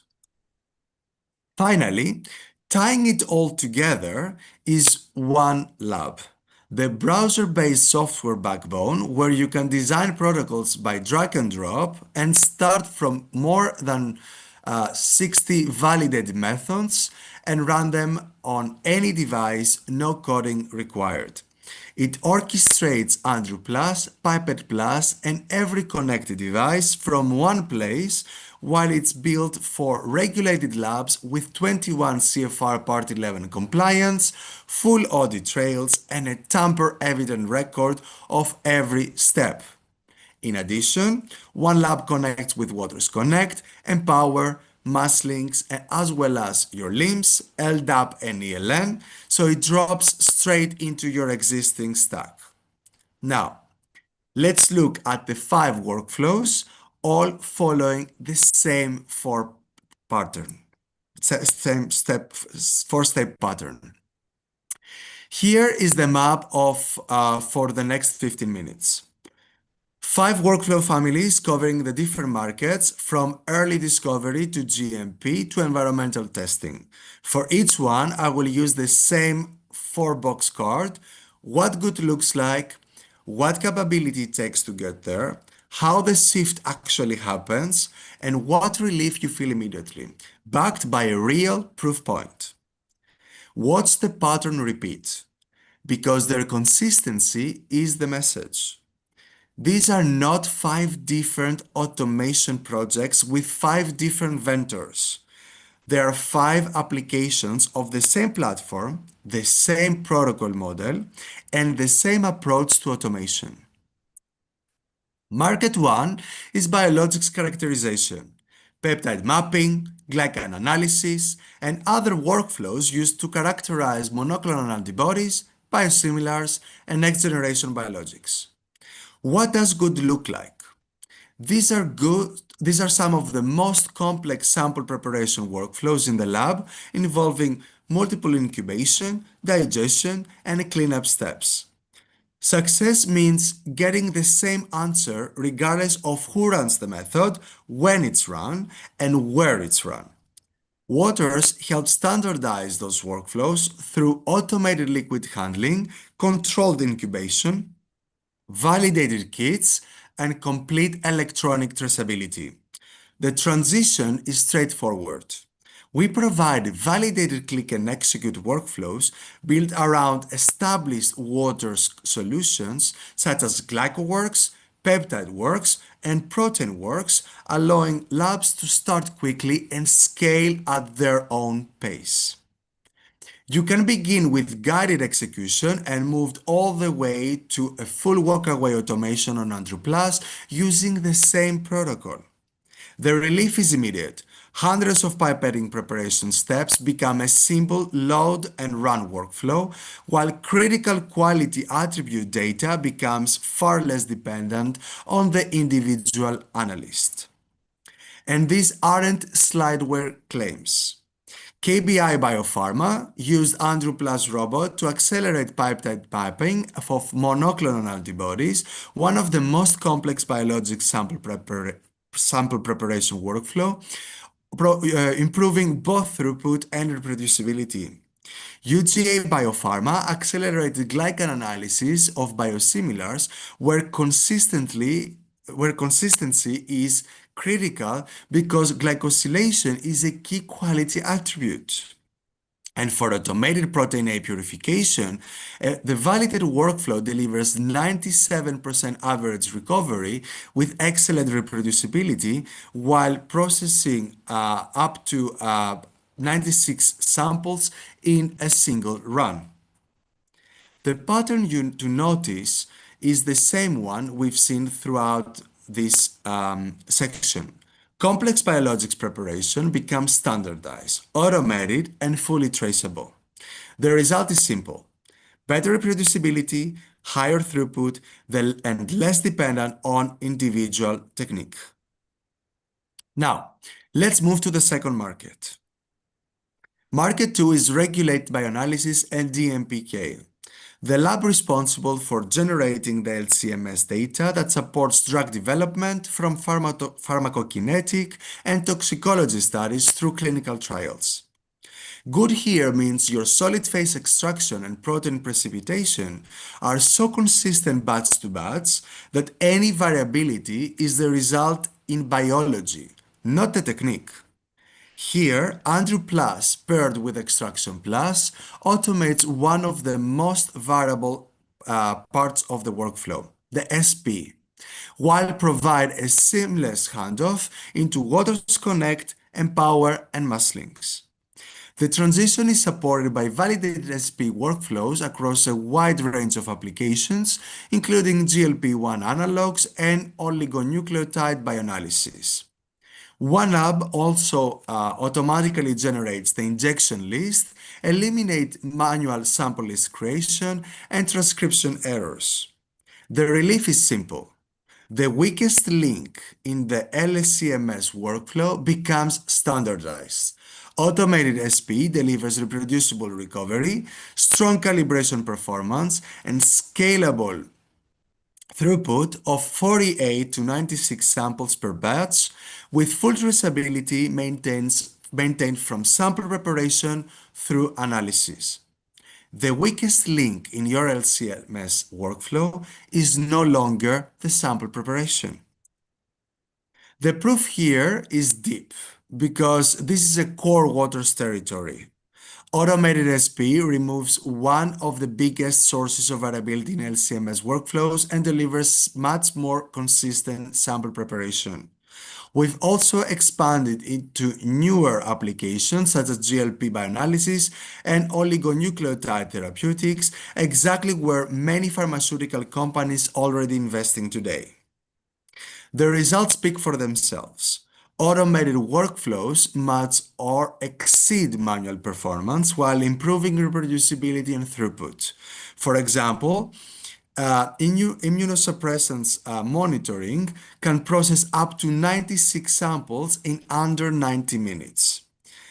The message for your LCMS labs is simple. Automate your sample preparation and you can trust your analytical data with far greater confidence. Next is perhaps the most compliance-sensitive environment of all, QC and release testing, where a failed assay can delay product release. Think endotoxin testing, ELISA assays, and amino acid analysis. Here, the goal is simple: consistent results, complete documentation, and audit readiness by design. Waters automates the most error-prone preparation steps while capturing every action in a compliant electronic record. We also provide validated assay workflows and built-in review, approval, and traceability features that helps labs move from manual execution to digital compliance. The impact is immediate. In endotoxin testing alone, manual pipetting steps can be reduced by more than 85%, while every action is automatically documented and traceable. For QC labs, automation isn't just about efficiency, it's about confidence. Confidence that every assay was executed correctly, documented correctly, and ready for inspection. These are the proof points behind the endotoxin testing story we've just discussed. First, the Pyrochrome workflow runs fully automated on Andrew Plus, cutting manual pipetting steps by more than 85%. Second, the sensitivity is there. Detection down to 0.005 EU per ml, with only about 6 minutes of hands-on time for a roughly 30 minutes run. Third, the reproducibility is excellent. Across 14 plates over 4 days, and the standard curves remain highly consistent with correlation of 0.995 or better and very low variation. And finally, the positive product controls recovered at 93.5% comfortably within specification. The takeaway is simple: fewer manual steps, greater consistency, and complete traceability for every assay. Next, we have discovery and omics, proteomics, metabolomics, genomics, and RNA workflows. Here, the challenge is simple. Discovery programs don't grow in a straight line. Sample volumes can increase rapidly, and hiring more scientists isn't a scalable answer. Waters helps labs scale throughput while maintaining reproducibility. The platform combines automated liquid handling, magnetic bit workflows, temperature control processing, and flexible protocol execution that adapts to changing sample numbers. The transition is supported by validated workflows and strong partnerships across metabolomics, proteomics, nucleic acid analysis, and mRNA applications. The relief is tangible. Walk-away sample preparation, rapid nucleic acid workflows, and reproducible processing that scales with sample volumes instead of head counts. Up to 500 micrograms of plasmid DNA can be produced from a mini prep workflow, and blood DNA can be prepared in roughly 30 minutes. This is how you take routine sample preparation off your scientists' hands and give them back to discovery. Let's look at the Nucleobond Extra MIDI workflow, an automated plasmid DNA MIDI prep run that is run fully walk away on Andrew Plus, delivering up to 500 micrograms of ultra pure plasmid DNA per run. What is particularly interesting is the consistency. The average DNA yield was comparable to the manual process, but the sample-to-sample variation dropped dramatically from plus or minus 45.6 micrograms manually to plus or minus 15.8 micrograms with automation, a reduction of roughly 65%. That's exactly what you want when your downstream experiments depend on consistent input material. The workflow is fast too. 6 samples can be processed in about 3 hours with only around 5 minutes of hands-on time. And the output is suitable for demanding applications producing transfection-grade endotoxin-free plasmid DNA for transfection and in vivo studies. The takeaway is simple. Automation doesn't just save time. It delivers more consistent material, which means more reliable downstream science. And last but not least, we have food, environmental, and forensic testing. These laboratories process a large amount of samples under significant regulatory scrutiny and need reliable sample preparation for trace level analysis. What Waters helps is standardized complex extractions workflows that are traditionally labor intensive and rough and highly dependent on operator technique. The platform supports applications such as PFAS analysis, pesticide testing, and other challenging workflows across complex sample matrices. The result is reproducible extraction across samples such as milk, wastewater, food packaging materials, and environmental samples, while maintaining the consistency needed for regulatory testing. The takeaway is simple. Reliable trace level analysis without the burden of hundreds of repetitive manual steps. So, let's look at this a bit in more detail.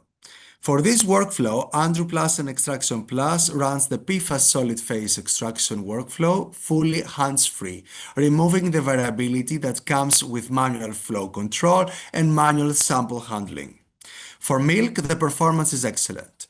Recoveries of 98 to 110% across the key PFAS compounds with a limit of quantification of just 0.005 micrograms per kilogram.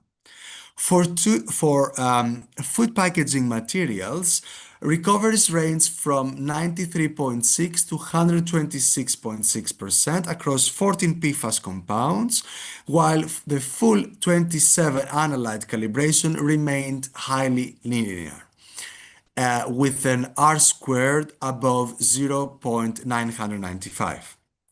And the efficiency gain is equally impressive.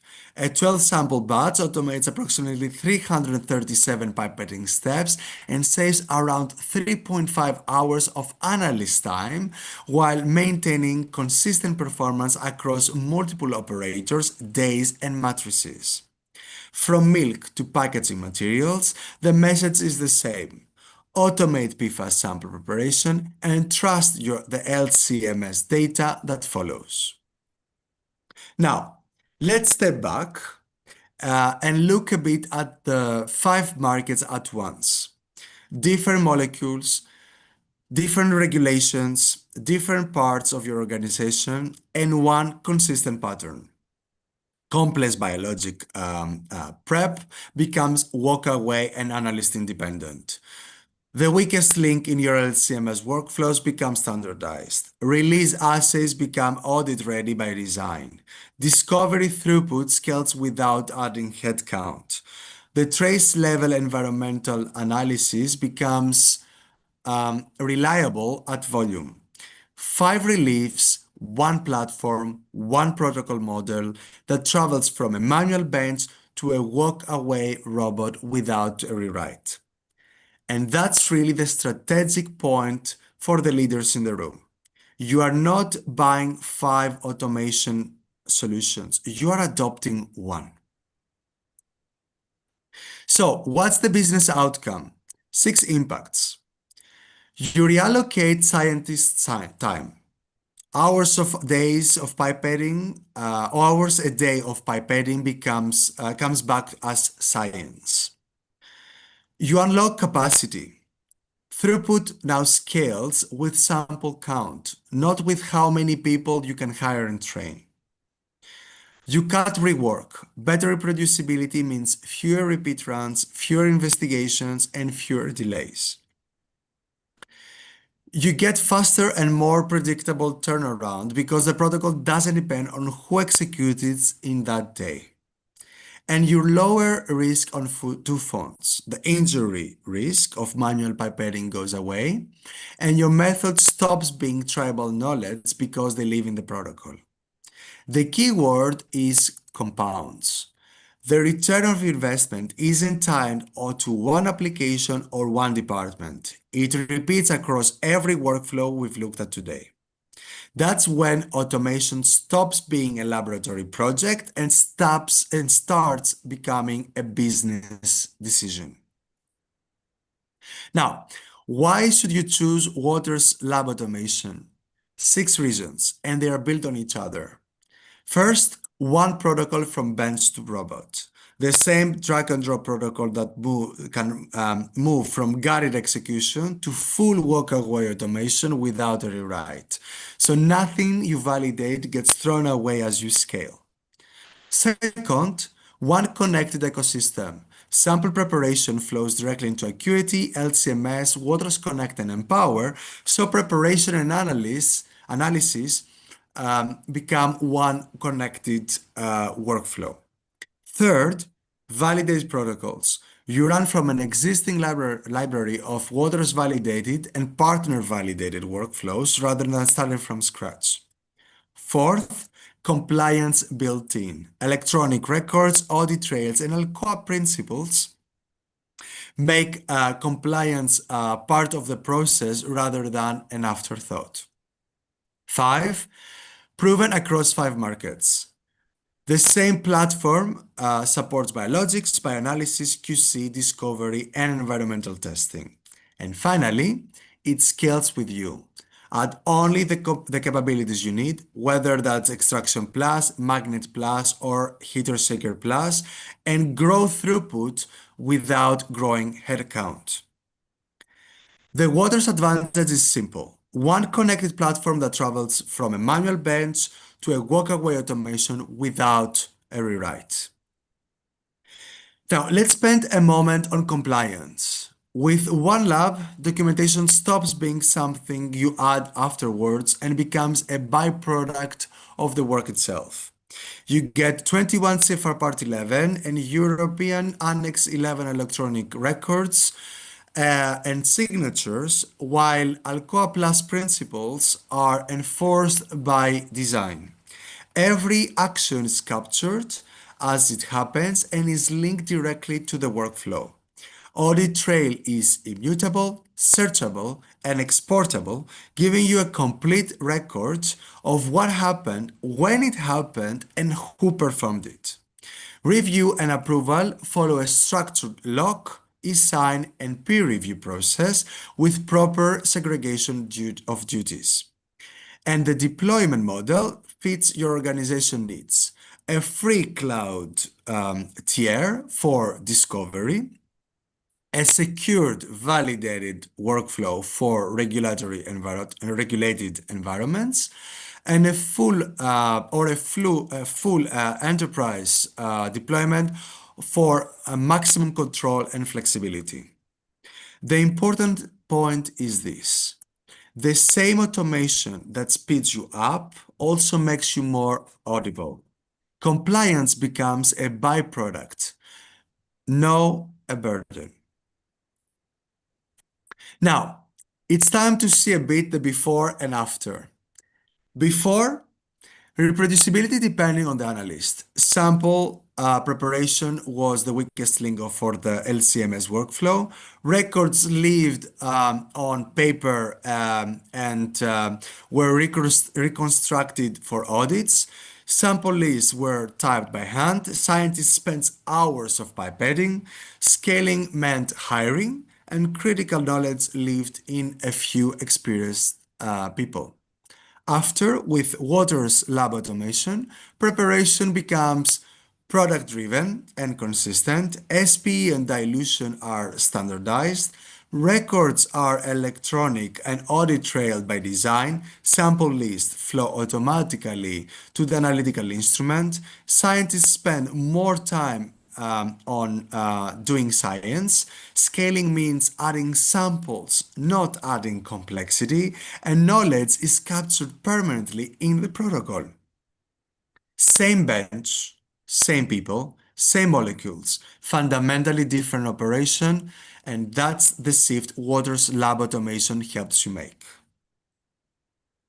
Now, let me leave you with a simple way to start. You don't have to automate everything at once. Start where it hurts the most and prove it on your own samples. First, try OneLab today by going at onelab.underlines.com or scanning the QR code and creating a free account. The cloud tier is completely free and it's no hardware, so your team can design and even run manually guided protocols this week. Second, a workflow assessment. Tell us your most painful prep and we'll match it to a Waters validated protocol or help you digitalize yours. And finally, start automating your workflow with real samples and see the reproducibility, the time saved, and the audit trail for yourself. At Waters, we simplify the path to impact. And for sample preparation, this is the path. Thank you for your time. And now I would love to take any questions. Okay, thank you, Nicholas, for that incredible, insightful presentation.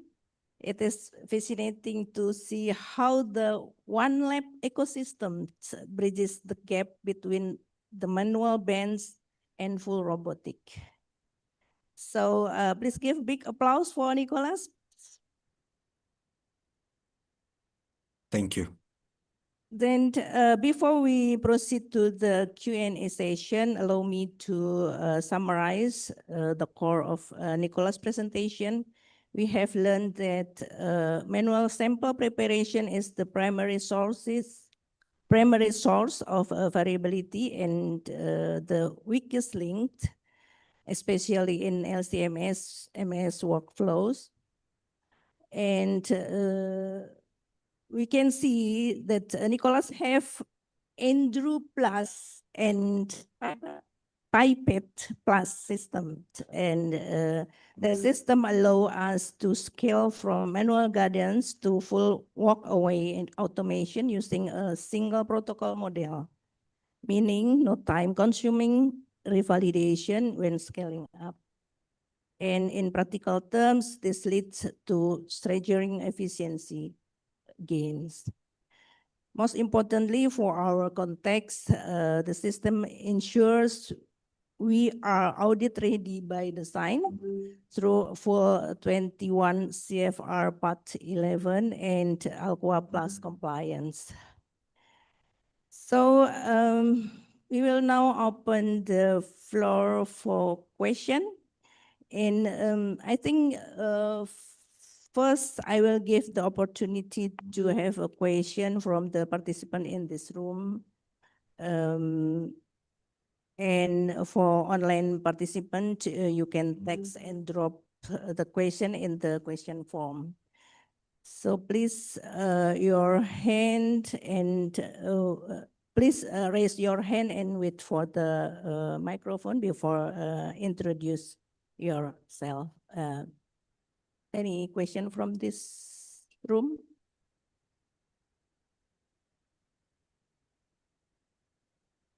Okay, maybe later, so we can move to the question from the online.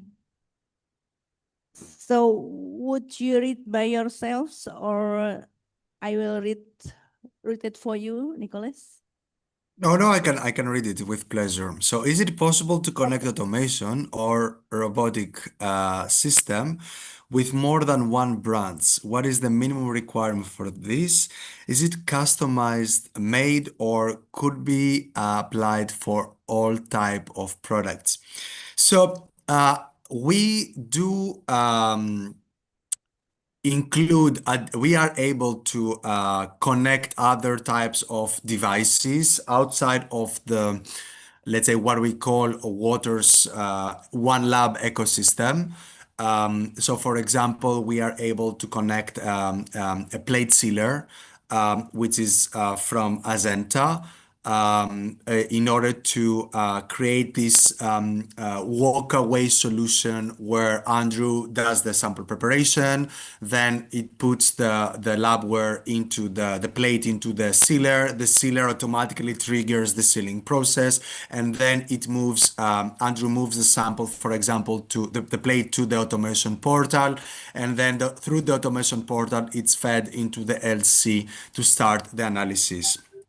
In addition to that, we are already right now investigating other types of integrations.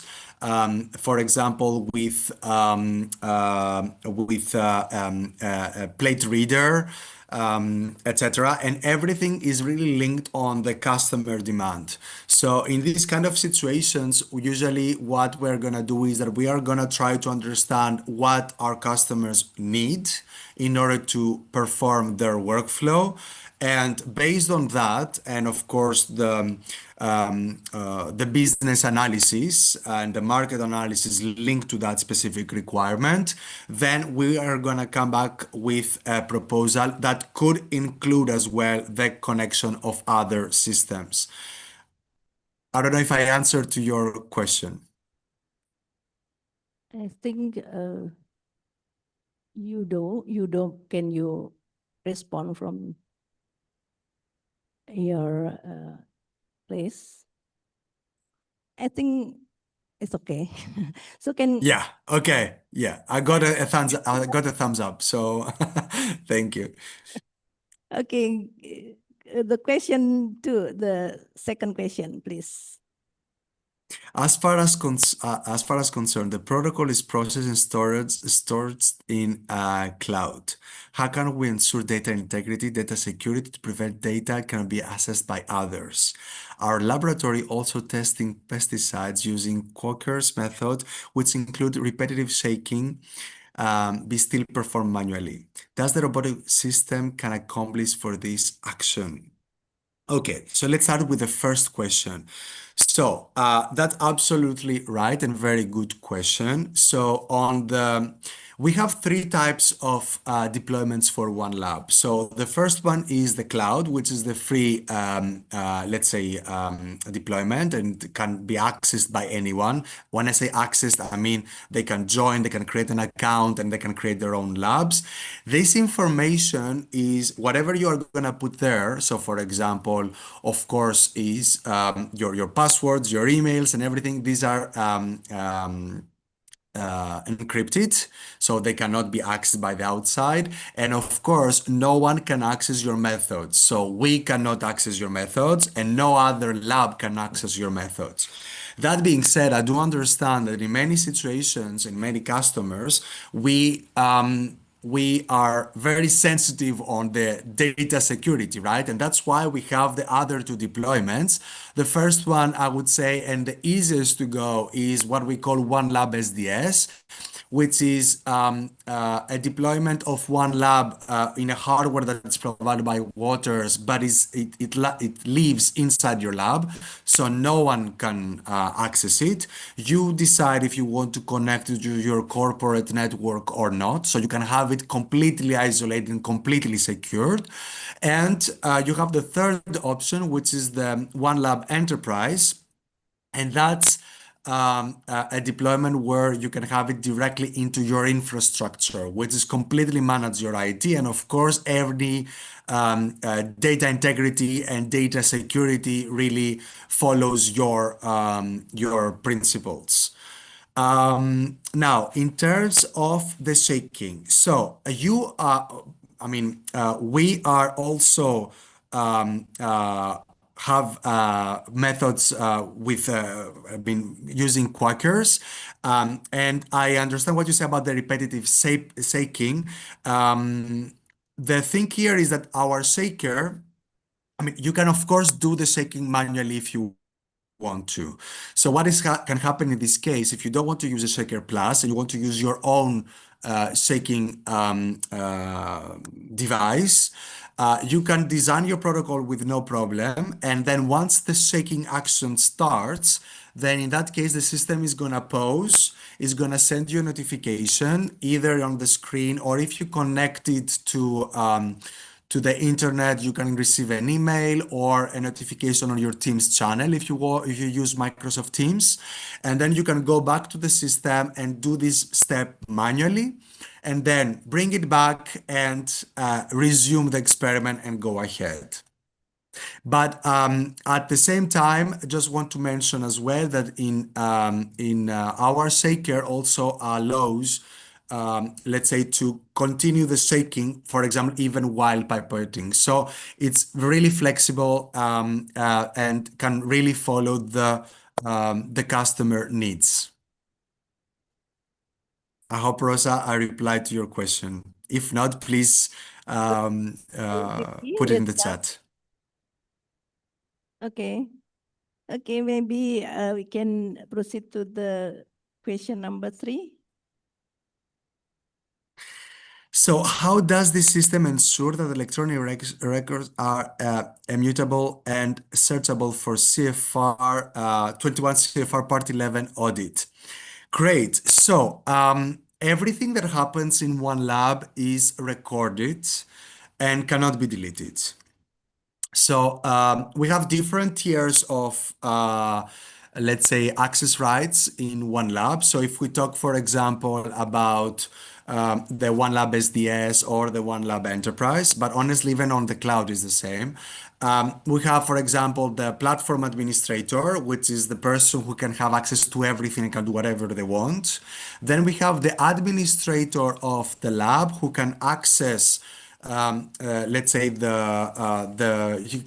can add people, can add devices, can access the audit trail. And then we have experts users who can create methods, can execute them, and can lock, let's say, protocols. And then we have the operators who can only execute experiments. They cannot do anything else on the software. So every time we execute an experiment, whatever we are doing on the product, on the software. So for example, I'm designing a protocol, then I execute it. the moment I do that, there is a record in the audit trail which records that. So Nicholas at that specific moment executed that protocol, etc. Or Nicholas at that moment designed that protocol or modified that protocol. Once I execute this specific protocol, there is a report that is generated, and that report stays in OneLab forever. You cannot delete it, and you cannot modify it. You can and you can also review it, and you can approve it with an electronic signature.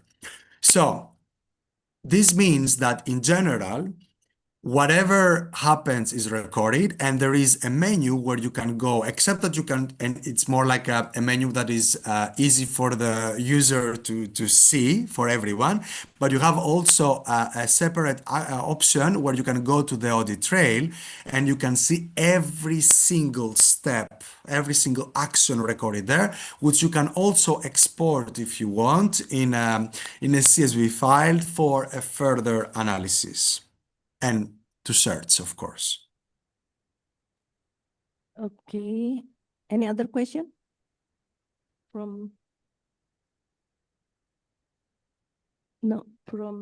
Okay, this is the Okay. question 4. Okay. Fourth question. Okay. How does the extraction model handle complex food matrices like milk compared to manual SP? So the extraction plus device is designed for automated solid phase extraction. So what it happens, first extraction plus, you can use it also manually, guided through with a pipette plus and extraction plus, or fully automated with Andrew plus and extraction plus.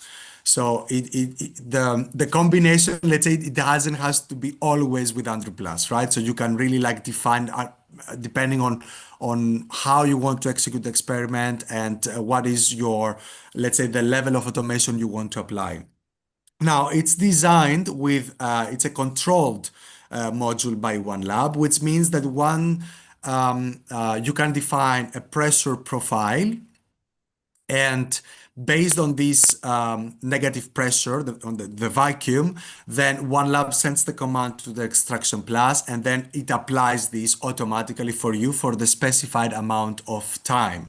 If you're using Andrew Plus with Extraction Plus, then Andrew Plus is able to move the manifold automatically, place, for example, below the waste container or the sample labware, the sample collection labware, move back the manifold, and based on the cartridges that you want to use, so we have plate formats or let's say single well cartridges, then you perform the solid phase, let's say extraction, and then you do the labeling, the cleanup, and of course the collection of your sample in a fully automated way.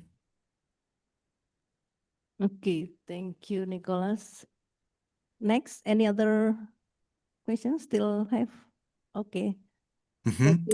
You Question. mentioned error elimination in pipette module. How exactly does the system prevent science from using the wrong volume or a tip? I guess here you're talking about the pipette plus module. So the way that it works, pipette plus, is the following. So it's a smart stand. It's a stand where you place the water's connected pipettes on it and they charge. But at the same time, it's a stand that communicates with the pipettes themselves.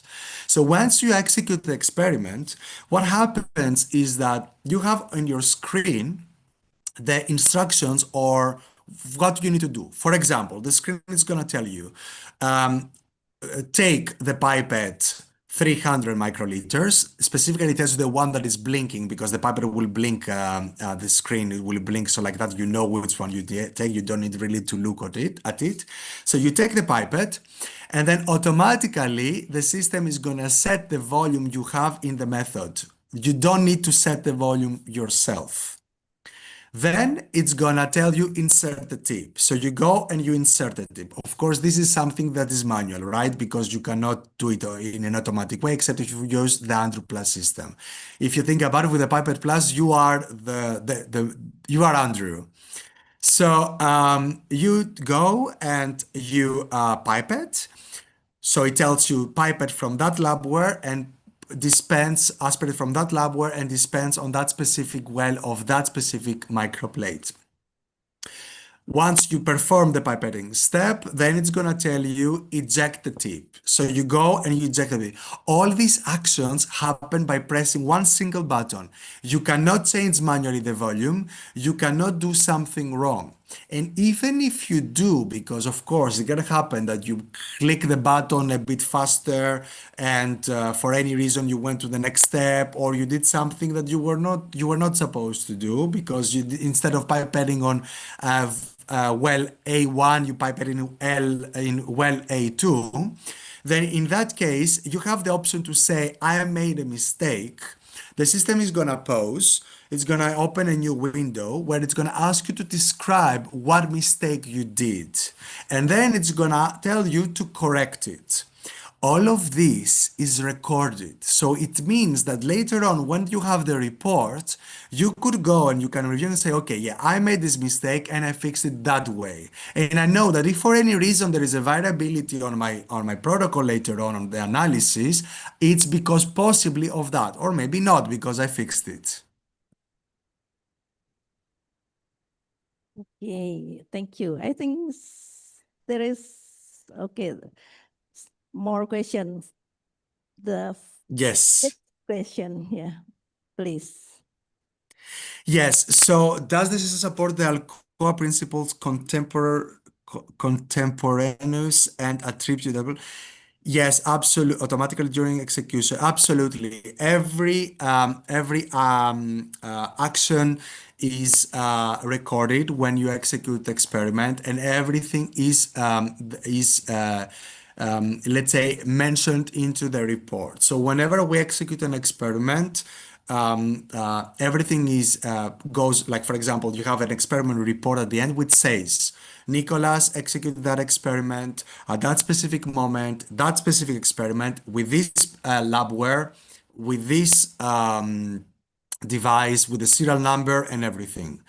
If you're using samples, you can also, if you want, scan barcodes using a barcode scanner, which then adds this information into your report.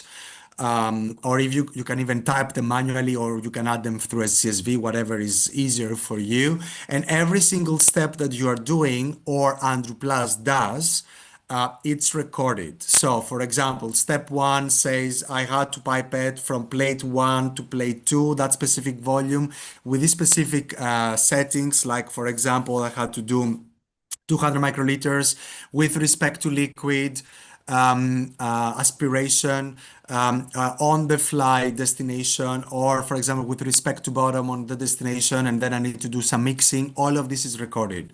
If by any chance there is an error, this is also recorded in the report. And once the experiment is completed, then in that case, you have a report that you can release. You can add comments, for example, after your review, and you can sign it where then after that, the report locks and cannot be modified and can be always accessible, let's say, at any moment. Okay, thank you. I think that's all. Okay, thank you, Nicholas, for your excellent answer and explanation. I think what I find most compelling about Nicholas' presentation is the shift in how we view the scientist role. By reallocating hours of repetitive pipetting back to high-level science, we aren't just improving data, we are improving the professional lives of our researcher. Furthermore, the one protocol model is a game changer for scalability. It removes the friction that usually occurs when a lab grows and has to validate new automated workflows from scratch. So in conclusion, Nicholas has shown us that the path from manual bottleneck to automated confidence is not only possible, but necessary in our current regulatory environment.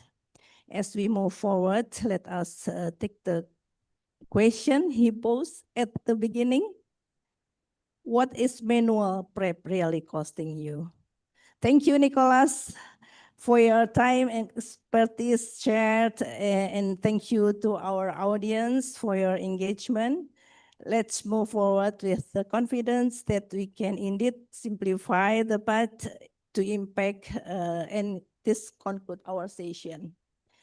I will now return back over to MC. Okay, thank you Ibu Dr. Anda Sutanti Siti Namtini, Apoteker PhD, for expertly moderating this session. And also thank you to Mr. Nicholas Fampokas for your excellent presentation. And as a token of our sincere appreciation of the valuable insight and expertise during this seminar, we will now proceed with awarding a symbolic certificate to our distinguished speaker. Thank you. Thank you so much. Give an applause for Mr. Nicholas. Thank you for the valuable knowledge and perspective shared with us today. And I kindly invite our moderator to return to the seat. Thank you, Ibu.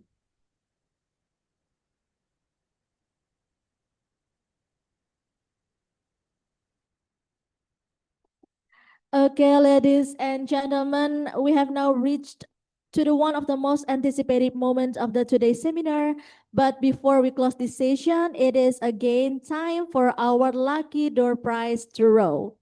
Kita akan sama-sama membuka sesi untuk pemutaran door prize seperti biasa, seperti yang kemarin itu sudah diinfokan bahwa door prize ini akan dilakukan dengan pemutaran wheels dan itu berdasarkan daftar hadir yang sudah diisi oleh rekan-rekan semua.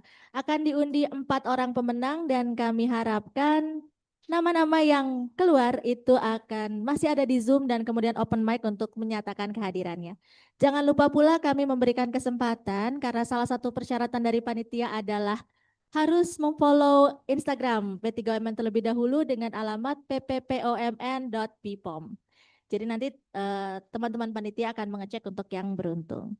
Okay, in just a few moments we will spin the lucky wheel to randomly select our winner and we wish everyone the very best of luck. Okay, panitia mungkin bisa mulai di spin for the first person. Who is the lucky one?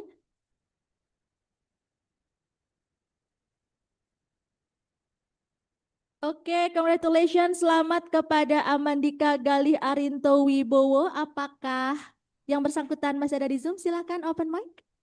Hadir, Bu. Oke, alhamdulillah. Terima kasih, selamat Pak. Nanti akan dihubungi panitia ya untuk hadiahnya. Jangan lupa follow Instagram P3MN ya Pak. Terima kasih. Oke, sudah dapat 1 orang pemenang. To the second person, silakan panitia untuk memutar wheels-nya. Who is the next lucky winners?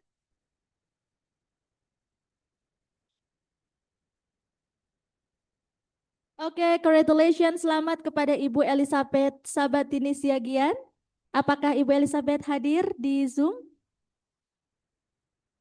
Silakan open mic. Kita beri kesempatan 5 detik ya. Kita hitung. 5, 4, 3, 2, 1. Sayang sekali kepada Ibu Elizabeth, mungkin panitia kita bisa mengundi ke pemenang kedua yang lain.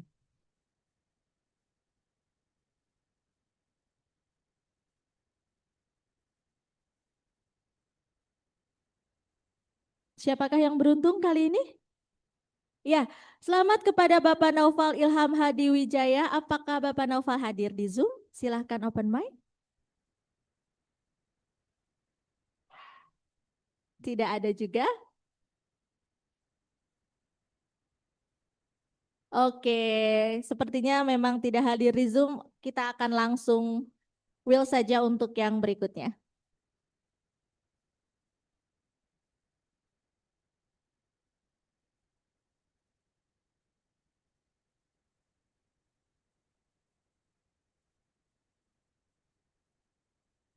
Iya, selamat kepada Ibu Elizabeth Sevina Aurin Vania Arnanda. Apakah Ibu Elizabeth ada di Zoom? Silakan open mic. Sepertinya sudah tidak ada lagi. Oke, kalau begitu karena keterbatasan waktu kita akan memberikan 2 kali kesempatan untuk memutar wheels lagi. Jadi jika memang yang bersangkutan ada di Zoom bisa langsung diproses oleh panitia, tapi jika tidak ada berarti sayang sekali sesi door prize ini akan diakhiri. Mungkin langsung 2 nama saja ya panitia, 2 kali spin. Oh iya, oke, congratulations kepada Ibu Anissa Kamil S. Farm Apoteker MSI. Mbak Anissa apakah hadir di Zoom?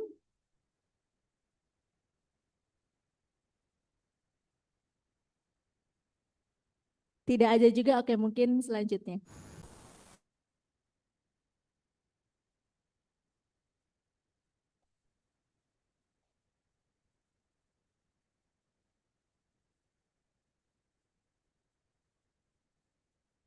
Iya, selanjutnya adalah Mbak Husnul Wulansari. Mbak Husnul Wulansari.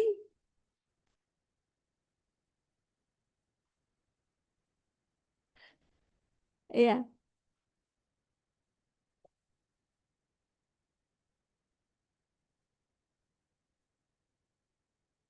Bagaimana panitia? Apakah kita akan spin lagi atau bagaimana? One more time ya, ini terakhir kali kita akan spin. Mudah-mudahan yang bersangkutan dan pemenangnya ada di sini. Iya, selamat kepada Ibu Sari Utami Hidayati.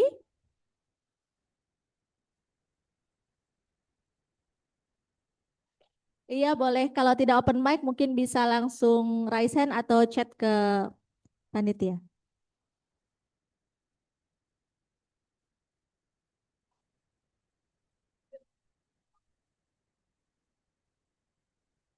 Iya, bagaimana panitia?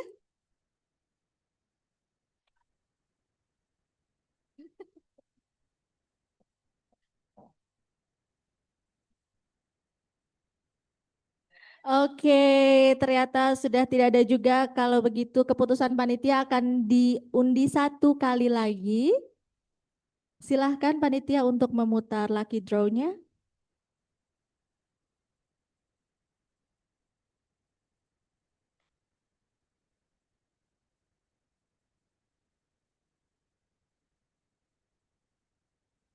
Iya, selamat kepada Ibu Sitoresmi Triwibowo. Ya, ada. Alhamdulillah, selamat ya Ibu. Nanti akan langsung dihubungi oleh panitia untuk Terima mendapatkan. kasih. Baik, terima kasih. Thank you very much ladies and gentlemen. Sekali lagi saya mengingatkan kepada para peserta untuk mengisi seminar evaluation yang ada di Linktree untuk mendapatkan sertifikat. Jadi kami mengingatkan untuk para peserta mengisi evaluasi kegiatan seminar ini agar nanti dapat mendapatkan free sertifikatnya. Oke, once again congratulations to our lucky winner.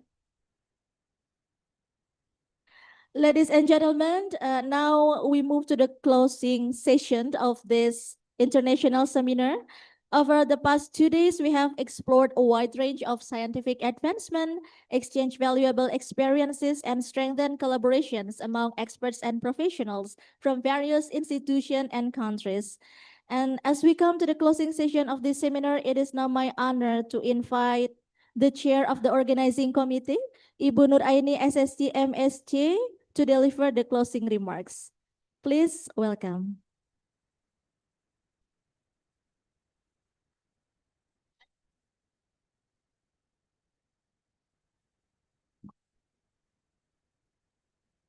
Selamat sore. Ya, terima kasih ya yang masih tetap bergabung hingga sore hari ini. Assalamualaikum warahmatullahi wabarakatuh. Selamat sore, salam sejahtera bagi kita semua. Good afternoon, distinguished speaker ya. Mungkin sudah tidak join, moderator and all participant in this international seminar. Selamat sore, terima kasih juga kami ucapkan kepada seluruh narasumber, moderator, dan juga partisipan pada seminar internasional yang telah dilaksanakan 2 hari ini. Nah, seminar internasional ini menghadirkan ya narasumber dari 5 benua ya. Ini saya bahasa Indonesia aja ya, kan udah nggak ada narsum internasional ya.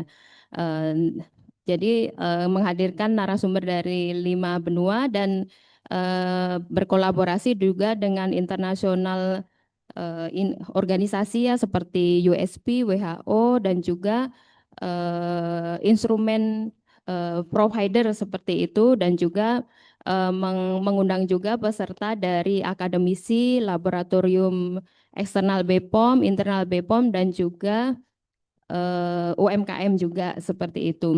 Alhamdulillahirabbil alamin, acara kita pada 2 hari ini telah berjalan dengan lancar seperti itu.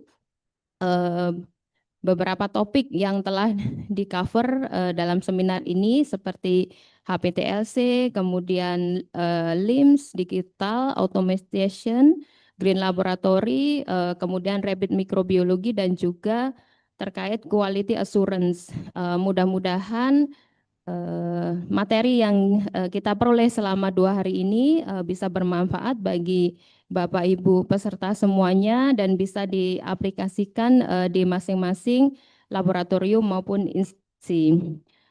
Saya mewakili seluruh panitia mengucapkan terima kasih atas partisipasi aktifnya dan mohon maaf juga apabila ada yang kurang berkenan selama penyelenggaraan dari kegiatan.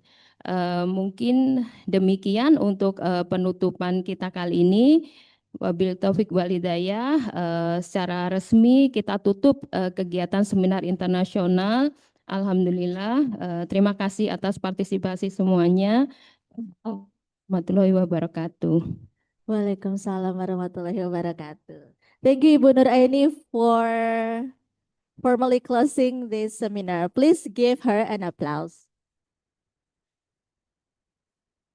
Okay, distinguished guests, esteemed speakers, respected moderators, ladies and gentlemen, as we come to the end of the international seminar, Perspective from 5 Continents, the Laboratory Future, Sustainability in Innovation and Operation, held on 6 until 7 July 2026, we would like to express our deepest gratitude to everyone who has contributed to the success of this remarkable event. We extend our sincere appreciation to our speakers, our moderators, our participants for their invaluable insights and inspiring discussion. Our heartfelt thanks also go to our distinguished guests, participants, partners, and sponsors for your active participation and unwavering support. We hope that knowledge, experiences, and the professional connection gained during this seminar will continue to inspire innovation, strengthen collaboration, and contribute to the advancement of laboratory excellence in the world. On behalf of the organizing committee, thank you for being a part of this international gathering. Until we meet again at the future scientific forums, thank you and have a wonderful day. Wassalamualaikum warahmatullahi wabarakatuh.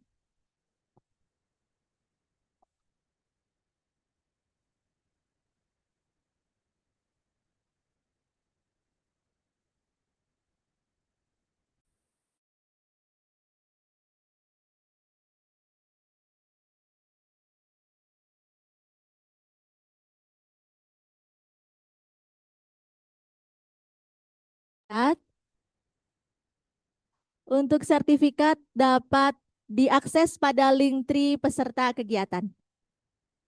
Ya, sekali lagi untuk Bapak Ibu peserta kegiatan, untuk sertifikat nanti dapat diakses di link tree kegiatan. Terima kasih. Jangan lupa untuk mengisi daftar hadir untuk bisa mendapatkan sertifikatnya. Terima kasih banyak.